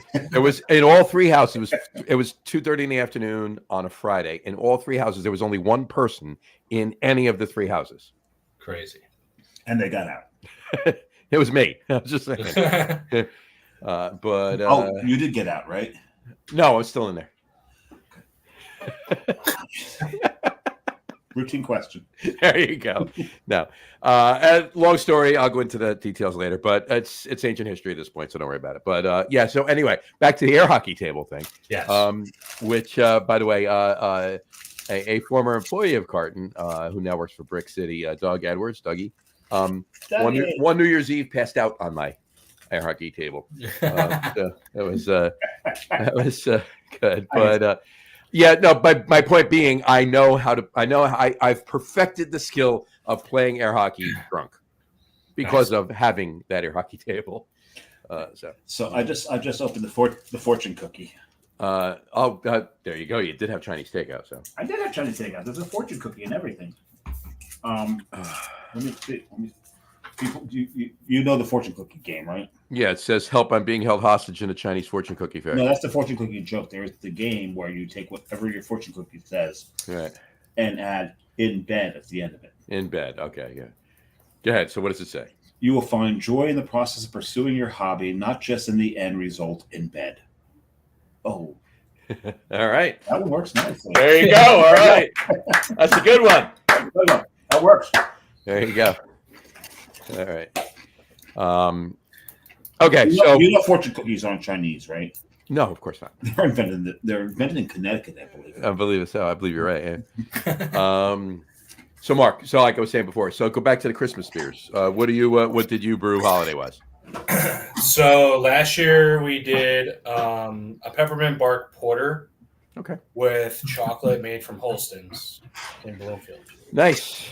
Wait, so chocolate made from Holston's? Yeah. So. Holston's made the chocolate. I thought you made chocolate made from Holsteins, like the cows. No. They took cows, ground them up into chocolate, and yeah. Chocolate cows went right into the kettle. Chocolate cows, yeah. That's where they get chocolate milk from. So there you go. Right, exactly. So for those of you who aren't familiar with Holston's or Bloomfield, that's where they filmed the final episode of The Sopranos. That was in our town. They make their own chocolate, and it's awesome. So I threw a bunch of that in the kettle last year. Made a peppermint bark porter and just couldn't keep up with it. Like, people were buying it by the case. We did 22-ounce bomber bottles of it, plus being on tap. So I was like, I got to double batch it this year. And then I'm going to can one full batch of it because I can't keep up with the bottles. Right. So Chris, the owner of Holston's, dropped off chocolate today. So we'll brew that 2 batches. And then we're going to do a big release, doing like a outdoor Christmas market with a beer garden. And very cool. Stuff like that. Yeah. That's great. So how much of your Christmas beer will be canned? 5 barrels of it. Nice. So we'll get like one batch of draft and one batch of. Yeah. That's what worked well with. You're doing 16-ounce 4-packs? Yeah. Yeah. So you get 40. Yeah, about 40 cases. Yeah, 40 plus cases. Yeah, you got lost there. So 40. Yeah. Awesome. Yeah. I'll have to come up for some to pick up some of that. We may need to do that on our Christmas beer show. We might need to do that. Well, when is he brewing it? We're not going to be able to get it because our Christmas beer show. That's true. When do you do it?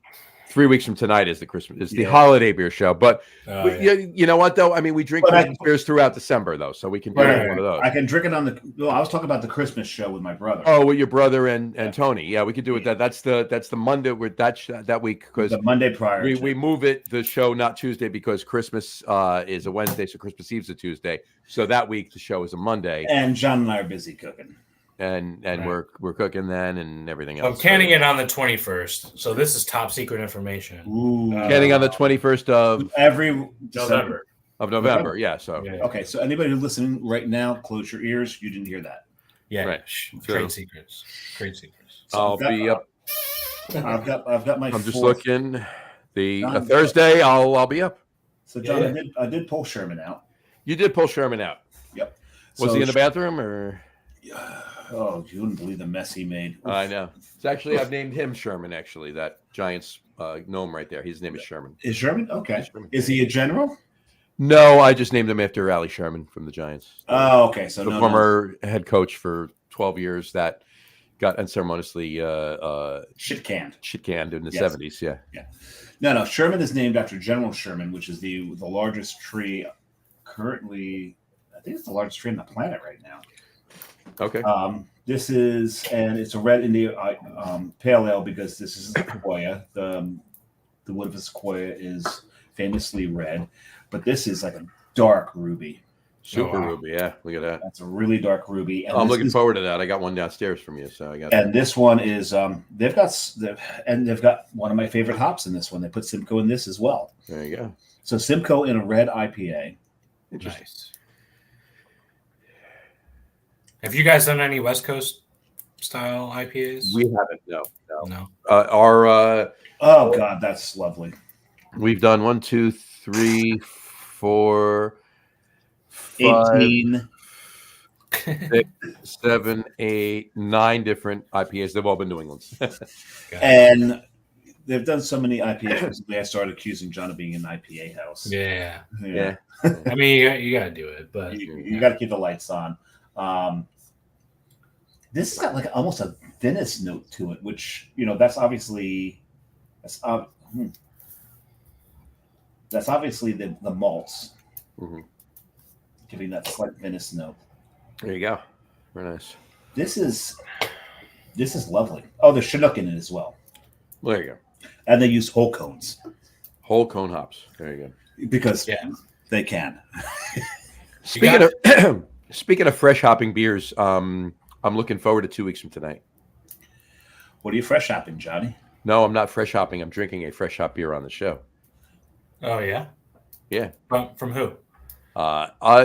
This brewery they're in Chico, California. They're also in Mills River, North Carolina. They do a fresh hop beer every year.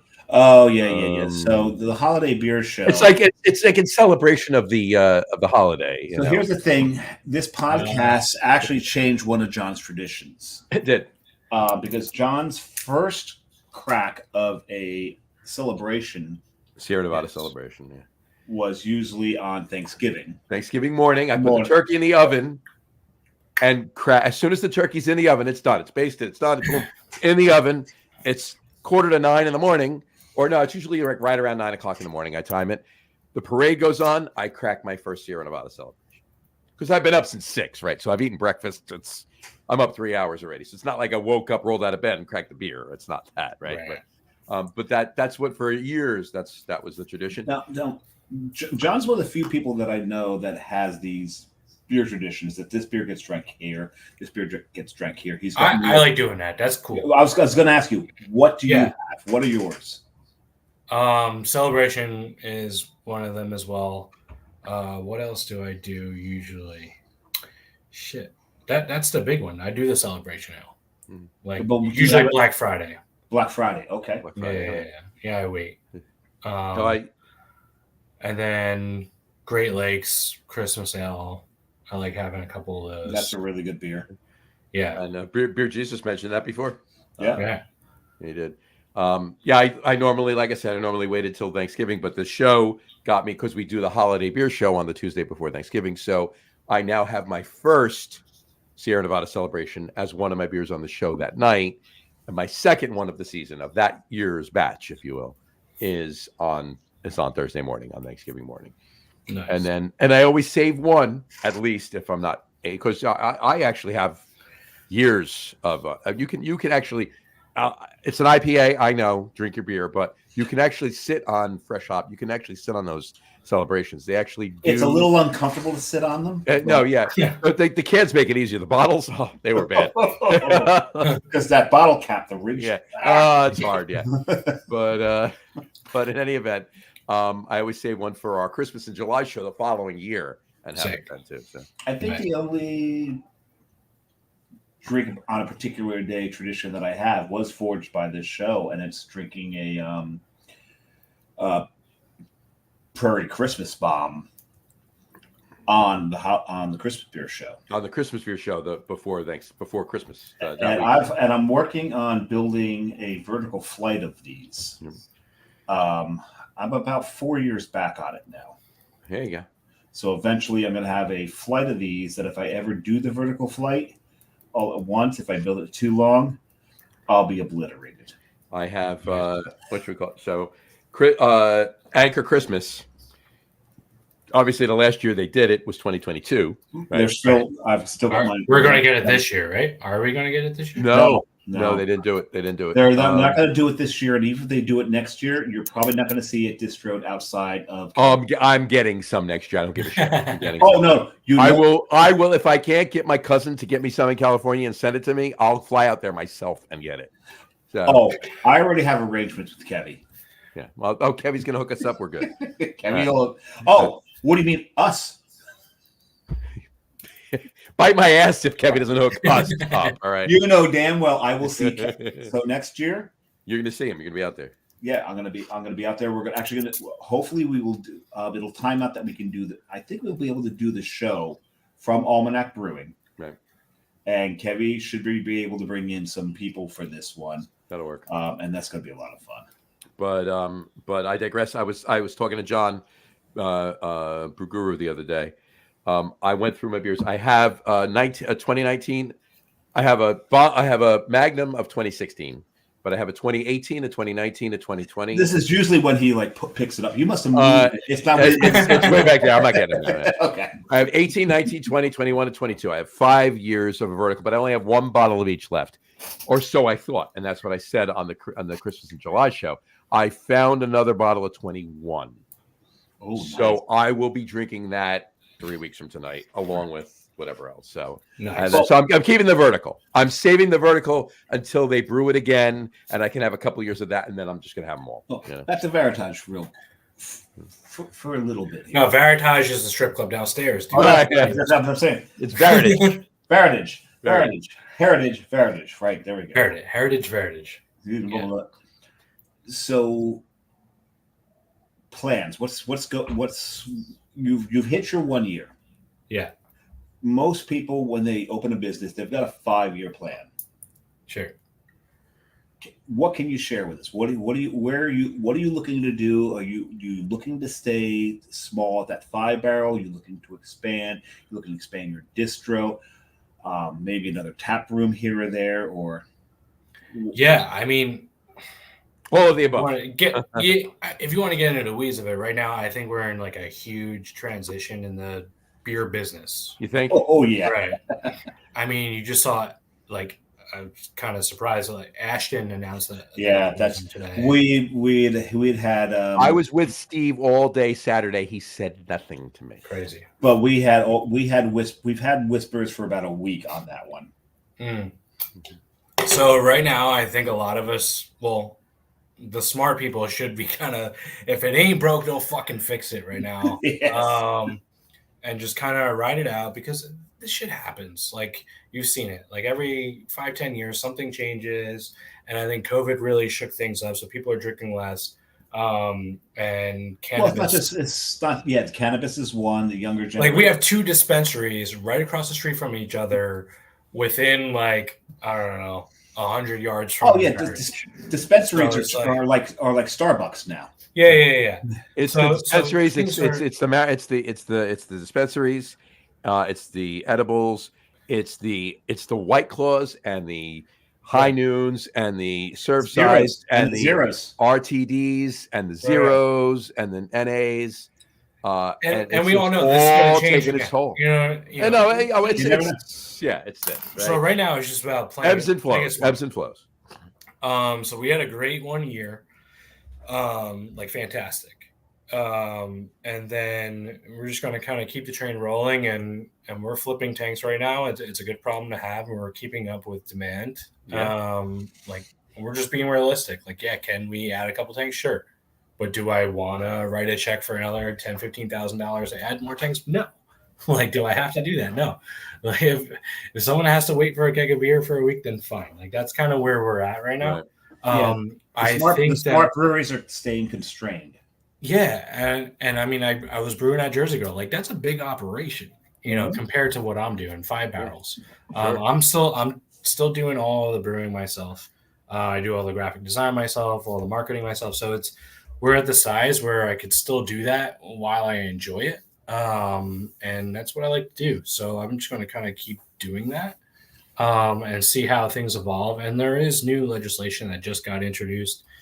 And like, this is a crazy concept of these like 15 satellite locations for breweries to open up in the state, meaning you don't need production attached to it. You'd have one production facility and have other. Yeah. So like that appeals to me, especially because we're that soccer brewery. Like I can kind of tap into different markets and do small tap rooms and just kind of feed myself, you know. What are those towns that you'd be looking to get into? That has to be in the back of your head already. Yeah, I mean, it would be nice to do something seasonal down the shore. Definitely. And then there's a lot going on in Bergen County, I think. Some untapped areas with a soccer theme, kind of a vibe to it. And the big thing too is like the World Cup's going to be here. Oh, like, yes, in the States. So I've already got my email in for like, let me know when the tickets become available. My son's a soccer goalie. Okay. And he's like, because I live, if my windows face the other direction, I could see MetLife Stadium. Oh, cool. So you're not far from us then. No. I will be there shortly. Yeah, definitely let me know. If we can talk our kid into watching the dog for a while we wander off. Well, if you just order like a service dog vest on Amazon, then we're cool. She's actually registering now as not as a there's another level, not service dog, but emotional support dog. Hey, cool. Throw a vest on it, and then she can go. There we go. So, yeah, that's kind of where I'm at now. I think that the strength of being a brewery in New Jersey is to just lock into your local community. 100%. Oh, absolutely. You know, and we have that. You know, and people are proud of coming and drinking Bloomfield beer. And I love making Bloomfield beer. And that's just the brewing nerd in me. It's like I'm brewing with the same water that these North breweries were brewing with like years ago before pre-prohibition. You know, so it's good water to brew beer with. Right. So I would never change that. Like my brewing headquarters will always be in Bloomfield. And that is such an important thing. There's breweries out there. I won't name them. One's in Morristown that just don't understand the importance of the water. Yeah, super important. I've been brewing with Bloomfield water for 15 years, and it's won awards all throughout the country in different states. I have no idea why she's barking. Want to ask her? Yeah. I'll ask later. There you go. Oh, so do you know Joe Ponto, Mark? Do I know Joe Ponto? Yes. Yeah. You know I coach with Joe Ponto. Well, John. Yes. You know Joe Ponto? No, but Joe Ponto did comment. He said, great beer, even better soccer coach. Oh, what an asshole.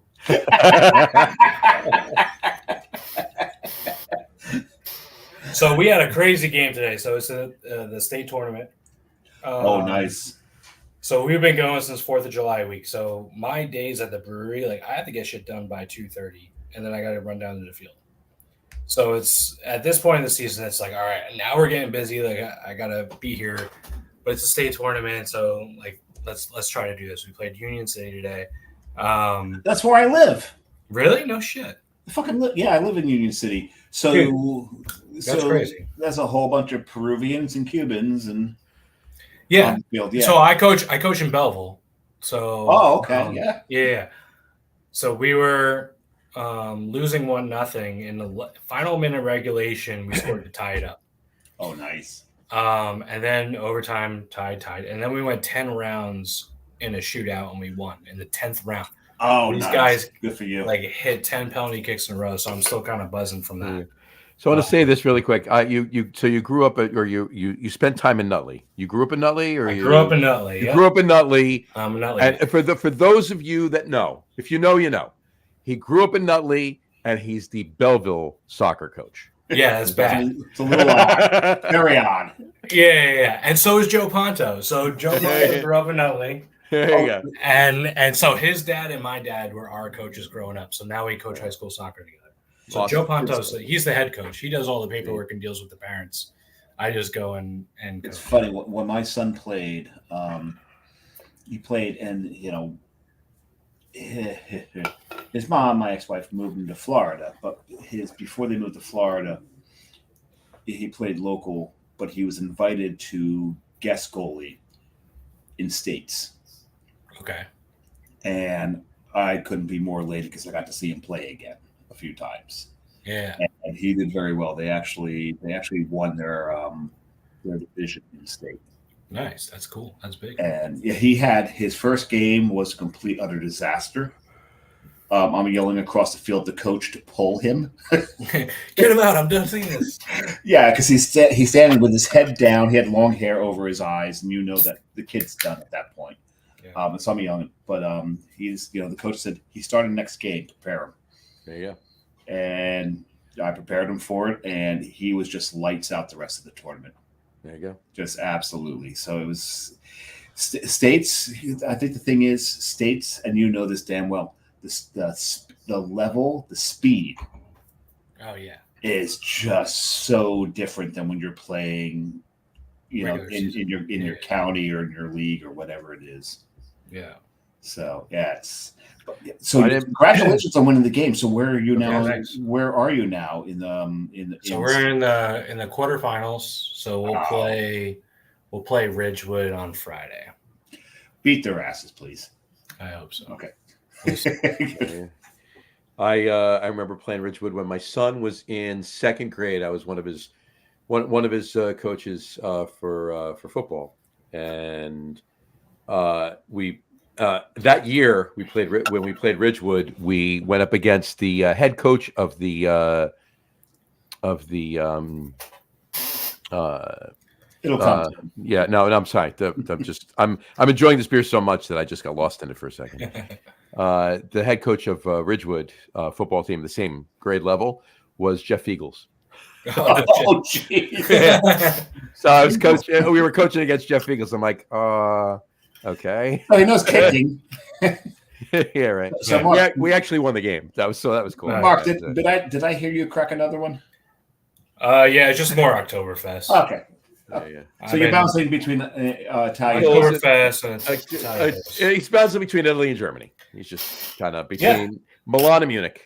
You know what? Forth, There's not a damn thing wrong with that. Not at all. No. You know damn well, John. I know before you got to Italy on that Italian trip, you stopped in Munich. So you're in Munich, and then I had to go back to Munich. And you had to go back to Munich. So there you go. And actually, the Coastal Brew Works, the furthest a Coastal Brew Works beer has ever been drank was in Munich. In Munich.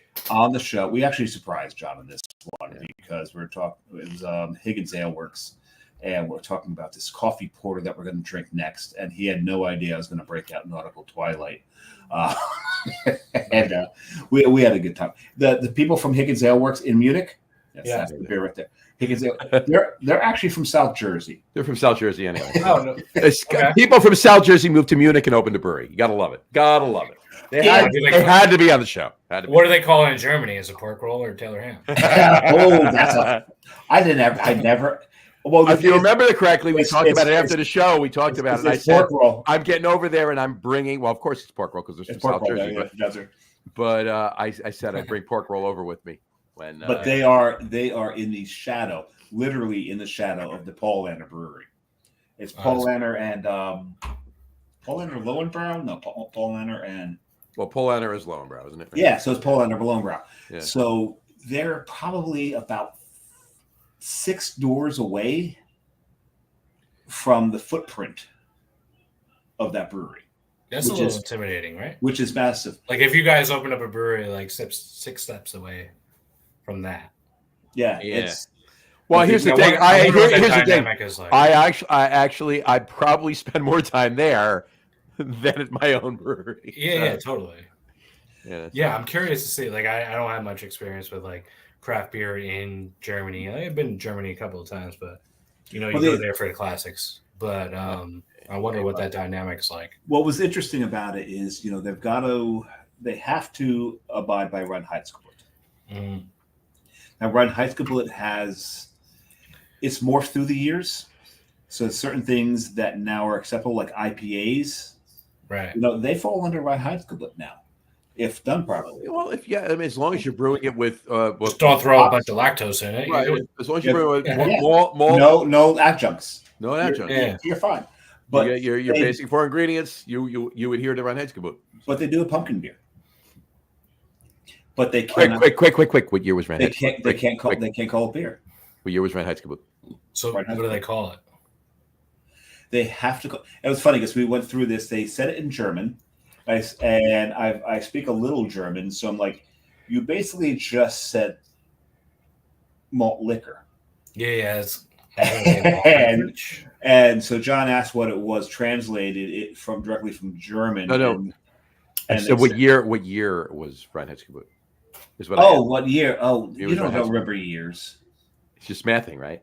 No, I don't remember numbers. Period. Let's see if you get close. See if you get within 10 years. Let's see if you do. 1650. You are nowhere near 10 years. I know that. I don't know numbers. Can't remember numbers. But anyway, 15, 16. 50. See, I just inverted. There you go. But at any rate, but their most popular beer actually is their pumpkin ale. It is. Yeah, he said that on the show. Their most popular beer is the pumpkin ale. In Munich, and it doesn't adhere to Reinheitsgebot. So go figure. So they can't call it beer. As long as they don't call it beer, they can serve it. Doesn't matter. Right. Exactly. So anyway, I'm ready for a top threes. What do you think? I am. We got a comment first. Hold on. Oh God, we haven't heard from him in a while. It's been a while. Paolo, how are you, buddy? My buddy is very nice.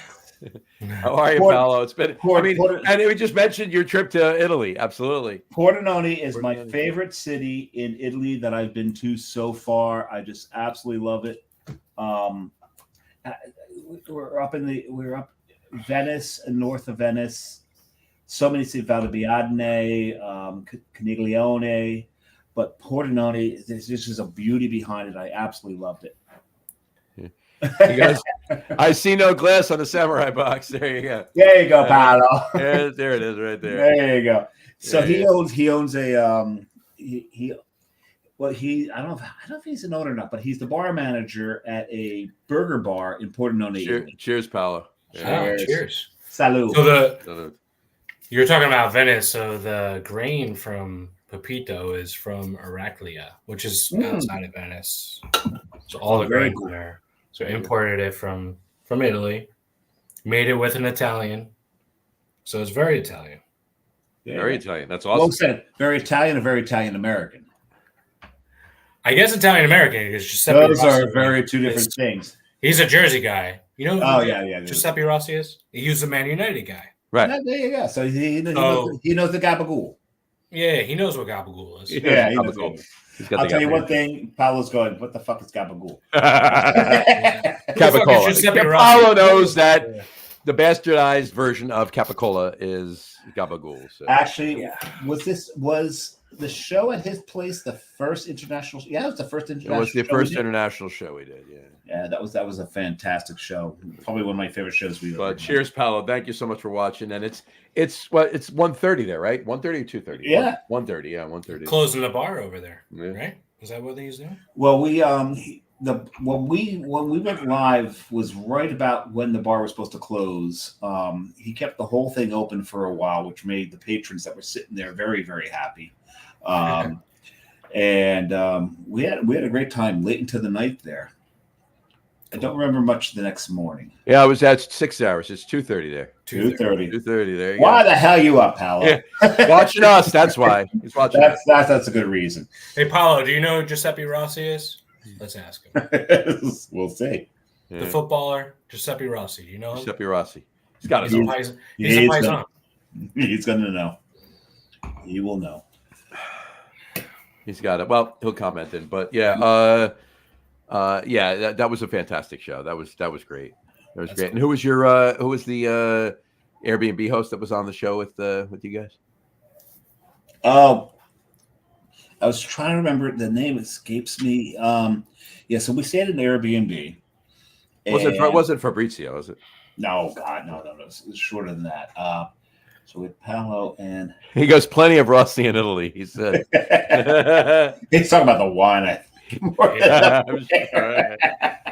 All those Carlo Rossi's. There you go. So many. Oh, you gotta love Oh, it. why can't I remember hits? This is Paolo. You got to remind me who do we do the show with? Who did I Well, stay with? does Paolo know him, or did you just? No, bring him Paolo in? knows him because his office, the guy I stayed with at the Airbnb, his office is right across from the piazza, From the piazza. where the where Urban Kitchen is. Urban Kitchen. It was Urban Kitchen, yeah. Urban Kitchen is. So he's there all the time. He's the one who set this whole thing up. Oh God, yes, I'm sorry, Paolo. He's right. Paolo's the Airbnb host. Fabio's the very nice. There you go. There you go. He's the Airbnb house. Fabio's the owner of the farmhouse. Yeah, I thought so. I'm looking at him. I'm like, Fabio was the. They was the didn't guy look like Fabio. Yeah. Urban Farmhouse. That's it. There I you go. can't believe it's not Urban Bobby. Farmhouse. Yeah. So, Paolo, hope Yeah. everything is well. Hope everything is well with you. There you go.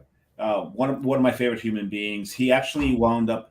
So he's in production or something because he wound up grabbing a whole bunch of things out of the restaurant and setting up the way the cameras were set and everything for that, so that we could see all the taps. We could see the three of us. Yeah, it was a pretty cool show. It was a good show. And It's going back. It's almost 3 years ago now. We did that. oh Right? yeah, wound up going to a brewery with Paolo. Paolo was very excited because he didn't get to go to breweries a lot at that time. Right. Had a great time with him. And I hope your kids growing. I've seen pictures. There you go. It's growing up. I love it. All right. All right. We'll put a pause on this. There's a couple other things I want to ask you about Varitage, but let's do our top three list. Cool. Oh yeah. Time for our top three list. All right. In celebration of this coming Thursday being International Stout Day, not National Stout Day, International. Day. Okay, tonight's top three list is top three favorite international stouts, and we put a caveat in this. Okay, so I hope this doesn't screw you up, Mark. Top three favorite international stouts, not brewed by Guinness. Cool. I got it. Okay, there you go. Top three Why international stouts. don't you guys talk about your top three first, and I'll be right back. I can still hear you. I gotta step up. Okay. Okay. You step away. Well, we'll just ramble for a minute because the guest always goes first. So, Big hugs to you, Paolo. there you go. Hold on. Oh yeah, we'll put that up again. And Paolo said, "Big hugs, guys." Absolutely, Paolo. Thank you so much for tuning in. I do need to know: are you still in Pordenone? Because I do plan on visiting. He said, "Cheers from Pordenone." Hi from Pordenone. He's still Pordenone. Yeah. Because it is on my hit list to get back to Italy. Mm-hmm. I want to see some other places. He may actually have other people with him. One of them might be sitting here right now. So yeah, I need to get back there, and I will probably fly into Venice so I can hit Pordenone. But I do want to get down into Moderna, Milano, and Tuscany. But I do want to start off at Venice, Pordenone, and Valdibiadene because I love Prosecco. Got to do that.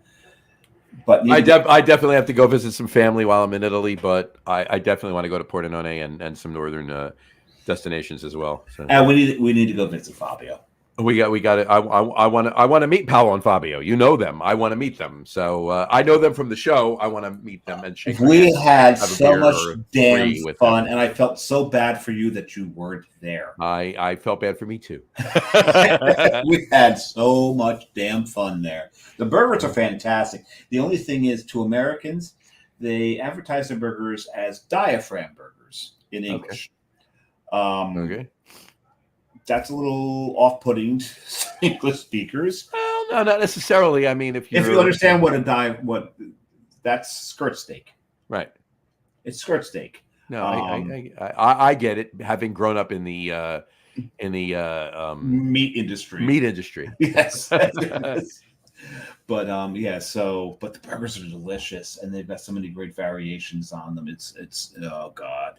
That was so much fun, and I really got to thank Paolo for hooking us up with that with Fabio and Urban Farmhouse, and I still follow him on Facebook. I still get the the updates and all that.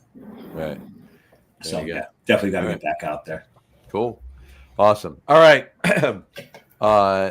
Mark, we paused for you. So we'll fill some space in there while you went in there. Paolo commented again. We talked for a minute. There you go. So top 3 international stouts.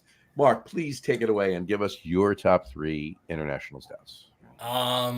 3, 2, 1, no particular order. Whatever you want to do is fine. Yeah. So Sam Smith is going to probably take classic. Which imperial or oatmeal? The oatmeal stout. Oatmeal's 1. I love a good oatmeal stout. Both of those are the classics. Those are like the benchmarks for those, right? Yeah, they're the top 2 for me. And then you said no Guinness, so that would be 3. I'm just a smooth stout guy. Can I pick one domestic that is a style? So like a KBS or something? Well, if you want, we'll give you. If you want, we'll give you. We'll give you Guinness. We'll give you Guinness. Yeah. All right, yeah. So Sam Smith oatmeal, Sam Smith Imperial, and then Guinness. And Guinness. Sure. Have you been to Ireland and had it? No, not yet, but that's on my list. When everyone says it's different and it's so much better, they're not lying. They're not. Oh, totally. Yeah. It is. So when I went to Ireland, we had a contest how many Guinnesses the samurai would drink while in Ireland. Okay. We did. The one thing that was not figured into this was how much of a meal in a glass a Guinness is in Ireland. Guinness in the United States. In his mind, he's like, "Oh, I could drink 30 of these, no problem." Over the course of the time he was going to be there, right? Oh no, 50. I thought I could drink 50. A lot. I meant a lot, right? He, because as Guinness is body wise, flavor wise, everything else in the States. So it's delicious here, but it's basically the consistency of almost water. Yeah, it's really thin here. Yeah. Oh, there. I drank 22 over the course of 10 days. And it wasn't from lack of trying. It fills you up. Yeah. And the flavor is more intense. Mark, when you get to Ireland and you have your first pint of black, you're going to have a religious experience. Yeah. And this just goes back to the water conversation, right? There you go. It's not just water, but it's also the way it's poured. It's the ratio of the nitro to the beer as well. It's very, very controlled there. And I'll say we did do the Guinness Warehouse. Definitely not even close to my favorite pour of Guinness. My 2 favorite pours of Guinness were actually in Killarney. And there's a few others, but I would say the one at the Guinness Warehouse may have been about 10th on my list. There you go. It's special there. It really is. Well, let's get to your top 3. So my top 3. And Canada is actually international, so we're going to start there. Better not be mine. I already told you could have yours. I was going to do that. So the second time I was in Montreal, I was by myself and I was wandering around, and I wanted to go to Le Cheval Blanc. I wound up going to Cheval Blanc and was not happy about that. But before it opened, I wound up wandering around, and there was this one place that had all these balloons, and I thought someone was having a party, but it turned out to be a brewery, and that brewery was called Lassant Bach.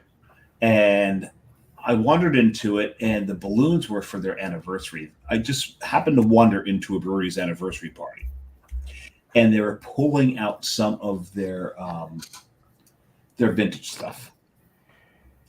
And I managed to have some of their 2010 Sacrilege,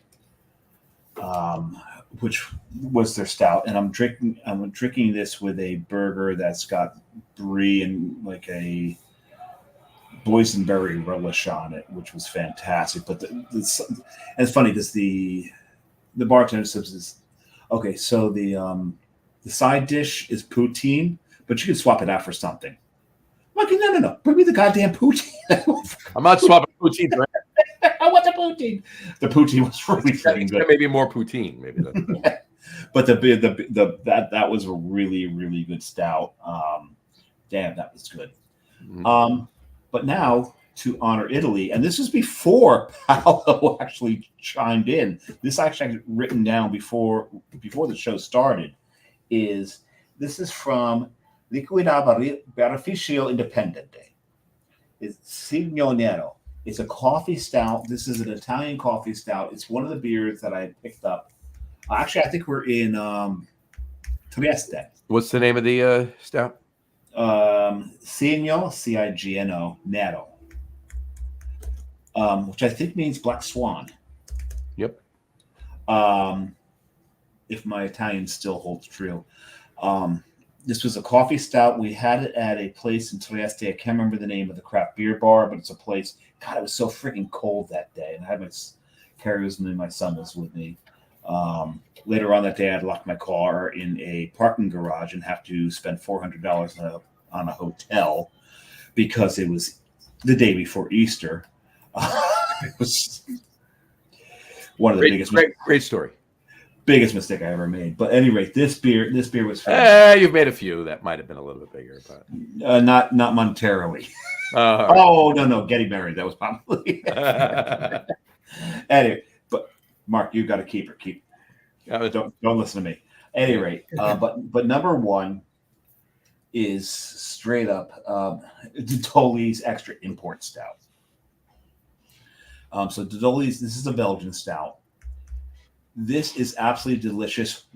What of it you can actually wind up putting in your mouth? Because I tell anybody who gets this beer, if you're going to, when you crack it, put it in the sink first. This thing geysers. I don't know what it is about this beer, but every one I've ever had, it geysers. So you've got this 12-ounce. It's you got a 12-ounce bottle. You wind up drinking about 5 or 6 ounces of it. That's about 5 is fair. Yeah. 5 is fair, but those 5 ounces are absolutely delicious. But yeah, about 7 ounces it becomes foam going down your drain.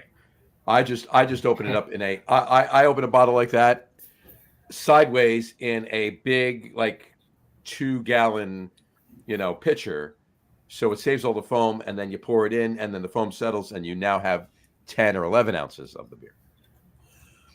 That might be a way to go. With that. But Dodoli Extra Import Stout, highly recommend it. Such a damn good beer. Cool. All right, I'll give you my 3. I have one from. I know 2 of them. I have one from the African continent. I have one from the European continent, and I have one from the North American continent. I don't know the one from the European, but go with the other ones. All right. So my number 3 is Lion Stout. Mm-hmm. From Lion Brewery in Sri Lanka, foreign export stout. Sri Lanka's not in Africa, right? It's not. All right. Yeah, it's off of Africa. No, it's not off of Africa. It's subcontinent. It's off of India. It's close enough. No, it's. I'm gonna buy you. It's Asia. It's in Asia, but it's. I'm buying you a goddamn. I associate Sri Lanka. Okay, it's in Asia, but it's. I look at Africa and I go over to Sri Lanka. I don't go to Asia and I go down to Sri Lanka. I know. You need to stop drinking. Excuse me? Sri Lanka is about this. On the map, it's about this far from India. All right, so it's Asia. All right, fine. Subcontinent. It started with an A. I was close enough there. Right? But you're in a place where hey, there's no man on the show. Where the rains aren't blessed. That's true. That is true. You're right. I digress. You're good. Saying. All right. So anyway, Lion Stout. That's my number 3. My number 2. I'm going back to Europe, and I know this is right. Anyway, Barber Noir from Verhaeghe, Brewers Verhaeghe, in Anzegem, Belgium. Belgian stouts, yes. Yep. Belgian stouts are a beautiful thing. Belgian stout. Barber Noir is it's pretty tasty. I mean, they don't. Verhaeghe does a lot of different beers. They're What underrated. what city are they out of? Do you know? Anzingem. Blah, blah, blah, blah, what? Anzingem. Enzigem. Okay. Anzingem. ANZE. Not one of the big ones. Okay. No. But it's an underrated brewery. They do have many. I mean, they have blondes. They have they have a double, a triple. They got redheads. They got brunettes. They have brunettes. They got um, underrated. But no, their Barb Noir, I think, is probably the best. They actually do a ruby too, so it's actually a cherry sour. So it's like a Flemish red, but like a lighter Flemish red. It's pretty cool. It's actually a pretty tasty beer. So how does it stand up to the cherry Duchess de Bourgogne? Oh no, Duchess de Bourgogne is much better than it. But here's the thing. It's a suitable replacement in a pinch for it. It's not as good as Duchess de Bourgogne. It's not as good as just as a Flemish red is certainly not as good as Rodenbach either. But what is right? But it's a cherry sour that's in the Flemish red category. It's a little lighter, but that's almost better to a point. It's easier to drink. It's less heartburn. All right. Whatchamacallit. So that's actually tasty beer. That's my second favorite for Hoggy beer. I know your number one. The Barb Noir is definitely tasty. My number one, you know what it is? From Canada. Out of Canada. Pêche Mortelle from Duduchiel in Montreal. And this is an amazing beer. I drink it every chance I can get. We were down last year. We were down at Church Key in Washington. They had a party the night before we were there, and they had 4 or 5 different versions of Pêche Mortelle on tap. I had all of them. Hey, Mark. Yeah. This is how I get John to give me the finger. Only one person on this show has ever drank Pêche Mortelle at the brewery. This guy up here. Yeah, that'd be me. Yes. It would not be John. You did right there. I need some of these Montreal beers. I had my my bachelor party was in Montreal. Oh, that's awesomeness right there. There you go. That is a great beer city. That is an underrated beer city. Hey. There's so much going on there. And it's also the site of the very first brewery that I ever visited. Oh, yeah. Molson. But it's I will tell anybody who is a fan of craft beer, get to Montreal. There's so many breweries there. And even if you are from the tri-state area, do not be afraid of the bagels. Their bagels are different. They're not tri-state area bagels, but they're fucking damn good. I'll tell you that. And where we have pork roll and Taylor ham here for breakfast meats, they do bologna. Why not? But they got poutine. But holy crap, eat as much poutine as you can while you're there. Yeah, exactly. I got to go back. It's been 10 years. This year is my 10-year anniversary. So, congratulations on that. Congratulations. I got to go back. Yeah, I've been there thrice.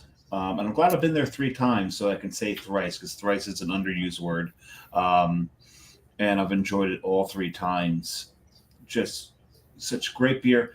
The food there is interesting and varied. When I was there last time, I actually had seal carpaccio. I don't know. It's a little chewy. I don't know if I want seal carpaccio or snail carpaccio. I don't know what would be worse. And actually, my second time I was actually there, I actually had carpaccio cheval. And if you know any French, cheval means horse. Nah, I'm good.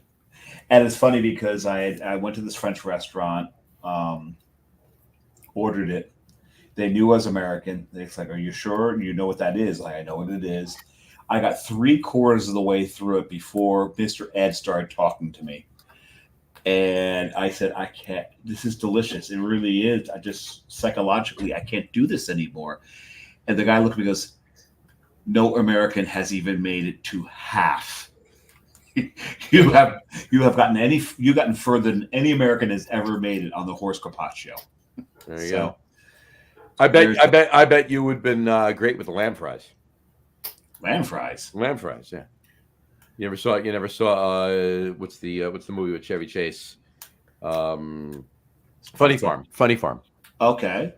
When they first moved out to wherever the hell they moved, and he goes to the one restaurant, and they had lamb fries on the menu, so he ordered them, and they were fantastic. And he was going for the record. If he got the record, he was going to break the record and be advertised the record lamb fry eater. Blah blah blah blah. And he's eating them. He's loving them. And he's popping them in his mouth, and he's loving them, and blah blah blah blah. And yeah, they were bull testicles. Those Rocky Mountain oysters. Okay. Well, no, I mean wherever they were calling them lamb fries. fries, right? So, all right. Well, yeah. Those are our top threes. There you go. Mark, what's up next? What's going on with what's next for next year? You know what you're doing, the porter and everything else. Right. What's 2025 hold for Varitage? Oh, and the other thing we didn't ask is events. Well, yeah. I kind of was getting there with that. What's coming up with that? So what's going on in 2025, and then we'll dial back to the events. 2025 beer wise, it's going to be hard, right? Because we did 36 different beers this year, and can we make suggestions? Yeah, sure, absolutely. I would love that because for a while I was doing like a new beer every 2 weeks. Have you ever done a Rauk? I have not. So smoked beer is a little tricky. I love a good Rauk beer, but will it sell? If it's done right. We do have a Polish butcher right across the street. So you can do a Golitsky. Yeah. Oh, I am mostly Polish. Okay. Oh, so I am so proud that Grodziskis actually superseded Rauks. Yeah. Now, they came first, but I don't know if you know this. On January 14th, we will be doing a smoke beer show with John Hall. Our third annual smoke beer show with John Hall. The John Hall. The John Hall of This Week in Rauk Beer. Whoa. It's our third annual This Week in Rauk Beer smoke beer show. Yeah, so I don't think I doubt you could have a Rauk beer ready in time for that show. Yeah. Or a Grodziski. I would like to do one though. I mean, I am on a small system, so like, how long can a couple kegs sit? I'm trying to think of what else I want to do. I want to do some more lagers. I did like everything this year, from pastry stouts to I did a wet. We were talking about fresh hop wet beers. Right. I did a wet hop. Yeah, you guys gotta come and check that out. That was one of my favorite beers that we did this year. Yeah, I gotta get there soon. We went down to Fur Farm in Cold Snack, and like my son and I picked, and my wife, it was a family thing, and we picked the hops for that beer. Right. And then that's so cool. So it was Jersey hops, and then how would you describe the terroir of Jersey hops? Earthy, but still pork rollish. Yeah, pork rollish. No. You're putting words in my mouth, man. He just said pork roll. You got him to say pork roll. I got him to say pork roll. Oh my God. I'm going to lose my Jersey badge. He's never going to talk to you again. I got to love it. I love it. My street rep is done. I am now. Hey, I grew up in Taylorham. That was just a joke. Oh, totally. So did I. So it's not salt flats, or as one of my friends used to refer to it as a clam farts. Because the Meadowlands down into Monmouth County, you get this. It's a stank, but I describe it as a healthy stank. Yeah, because when you smell it, you realize that it's homey. I know where I'm at. Yeah, but the landscape now, what's going on, the ecology is actually healthy when you get that stank. Exactly. Right. And that's like the beauty. Yes, it's biology. Like biology. Yeah, exactly. Yeah. But anyway, yeah, the wet hop, and then we've been using a lot of Rabbit Hill malt. So that's Jersey grown malt. So it was a Jersey wet hop beer, fresh hop beer. It was good. It's called Charm Reaper. Charm Reaper. Yeah. So does that go back to your Baltimore heritage from Charm City, or?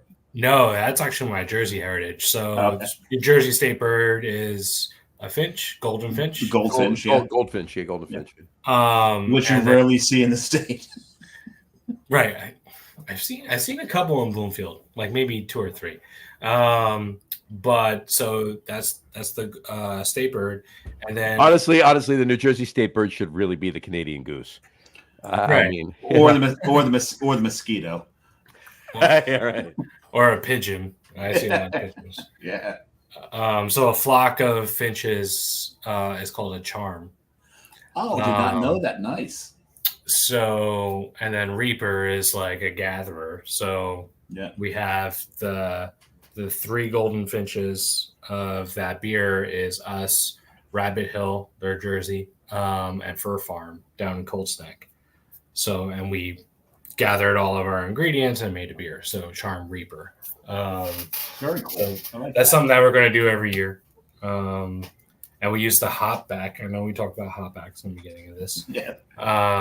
Like true to using a hop back, like threw it in line with the heat exchanger, started transferring from the kettle into the hop back, and then through the heat exchanger and into the into the fermenter. So it was definitely a challenge. I've never used a hop back like that in a commercial setting, so it was like, holy shit, the pressure's going up. So it was a lot of trial and Adjustments error. here But and there. yeah, but it came Right. out awesome. People really Nice. liked the beer. So Very nice.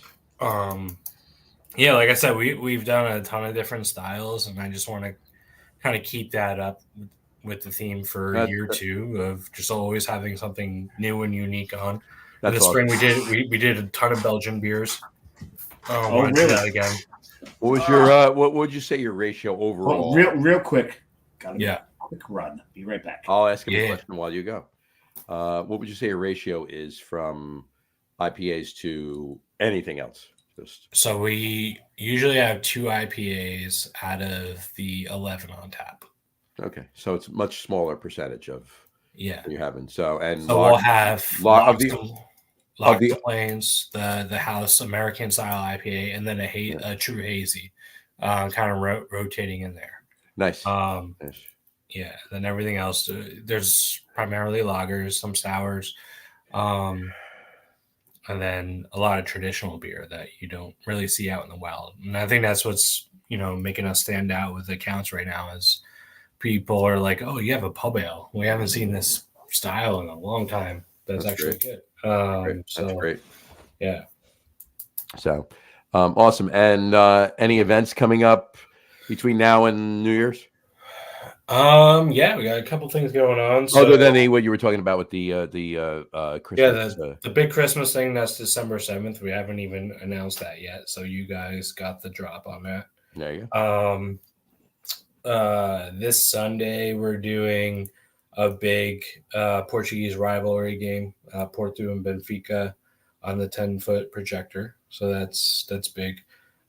Just had a conversation today about implementing like an emo night, like emo rock night.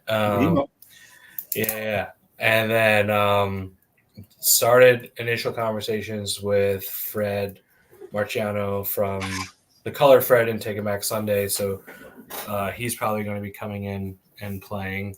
And then also wherever Ted Leo is. So Ted Leo from Ted Leo and the Pharmacist. I know. So he's from Bloomfield. So he's been talking about wanting to come down and play. So we'll get him in here this year.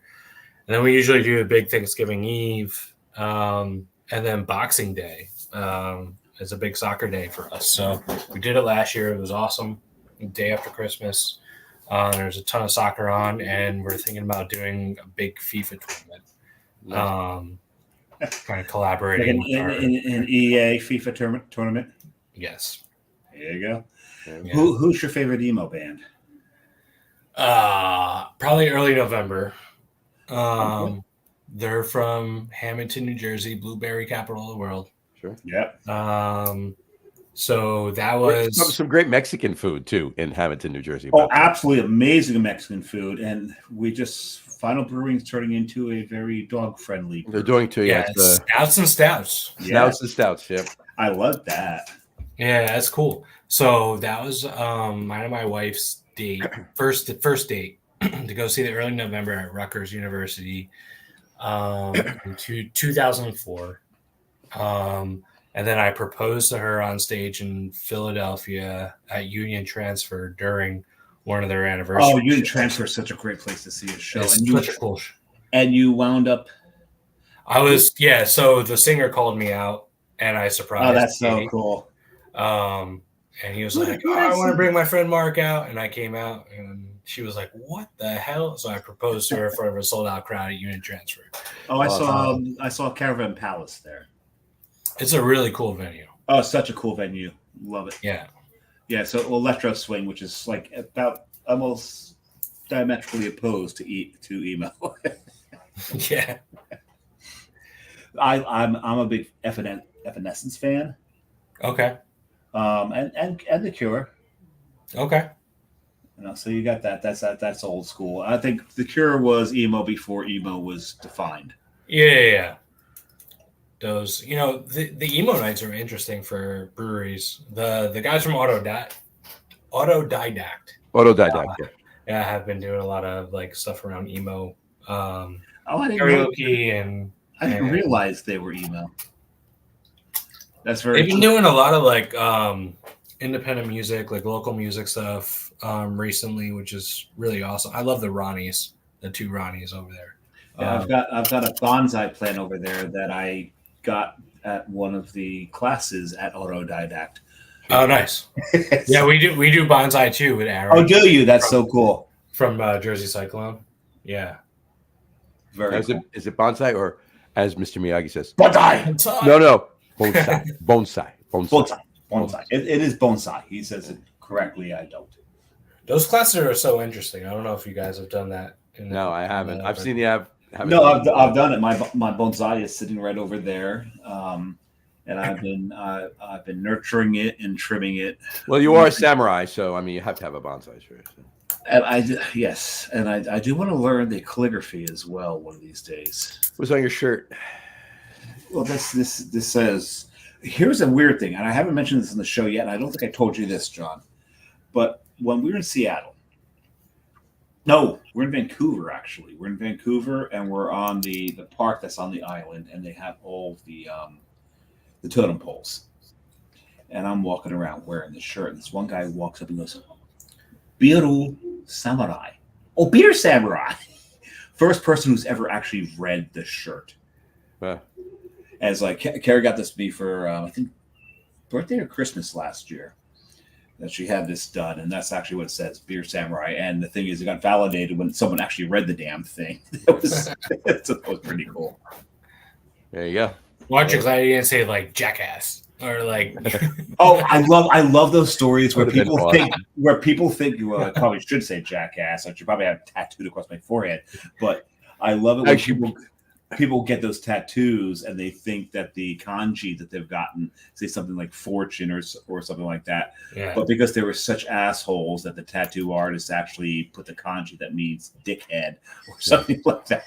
Or but what would have been funnier is if Kerry actually bought it for you, told you it was Beer Samurai, but it was really asshole. That's maybe appropriate. Possible. And you're walking around and you go to Tokyo and you're just wearing it. Hey, asshole! Hey, asshole! Asshole! Oh, yeah, you think they're saying asshole. Oh, yeah. No. That would have been funny. I do plan on getting to Japan one day. I mean, seriously, with the nomiker that I've taken, you'd think I would go to Japan. And my oldest son right now actually is in Japan. There you go. In Fukuoka. Well, we can go there. But a few things. So many jokes. Enough. All right. Mark, any last words before we wrap up the show? No. It's been great chatting. I know we've been talking about doing this for a while, so I'm glad it worked out. Absolutely. Guys, everybody, get down to Bloomfield. If you're anywhere in North Jersey, get over to see Mark. What are your hours when you open? Thursday 4:30 to 9, Friday 4:30 to 10, Saturday 12 to 10, and Sunday 12 to 7. There you go. Perfecto. Get down and see him, and hey, you know what? We'll be up there a couple of times too, so maybe we'll run into Well, you for when you're me, there. down there. Well, yeah, for you. Well, over there actually, for you. Over. Well, you're in Union City. It's like over and a little down, yeah. Over there. For me, it's up, and for Mark, he lives 2 blocks away. So. And John will bitch about the Parkway the whole time he's there. No, because I'll make sure that I go when there's no traffic on the Parkway. So. Is that possible? There's never any traffic on the Parkway going north until you get to Clark. Then it turns into the Cross Bronx. Clark Griswold? Clark, New Jersey. You know that they change the sign on the Parkway every year. Someone changes it to Clark. I puts a sign on underneath Clark. It says Griswold on it. Yeah, I'm sorry. Yeah, that's Absolutely. They do it every year. Every year. So, anyway, all right, Mark. Honestly, thank you for filling in. Thank you for coming on. Really appreciate it. We've been talking about this for a while, so I'm glad we got it on. And you'll definitely be back. Hang out. We'll talk after we do the sign off. I've got a couple things to talk about, but seriously, everybody, get down to Bloomfield. Go see Mark. Have some delicious beer. On that note, we'll wrap up the show for today. We want to thank everybody for watching, and for those of you just listening to the audio podcast, thank you for listening. Don't forget to visit our website, www.lagerroom.com. That's LAGERROOM.com. And please remember, like us and follow us on all of our social media, Facebook, Twitter, Instagram, and of course, our YouTube channel. All of them are at The Lager Room. Remember, we go live with the video podcast on Facebook, YouTube, and Twitter, and Twitch every Tuesday night around 6:30 p.m. Eastern Time. And for those of you who just want to listen to the audio podcast, you can do so on our audio host, Spreaker, as well as iHeartRadio, Apple Podcasts, Spotify, Odyssey, Audible, Google Podcasts, Amazon Music Podcasts, TuneIn, Podcast Addict, Castbox, Deezer, Podchaser, Listen Notes. Pretty much anywhere you can find an audio podcast, you will find the Lager Room Guys Craft Beer Podcast. And if you haven't done so already, please subscribe to one or more of those feeds, and you will never miss a show. Again, thanks for following along with us. Have a great rest of your week. Have a wonderful weekend. Mark, thank you so much again for coming on. Really appreciate it. Mm-hmm. Have a great rest of your week. Wonderful weekend. Drink a lot of beer, but drink responsibly. And we will talk to you next week, folks. Take care. Cheers. Kung Pao. Yeah. Kung Pao. There you go. And cheers. Cheers.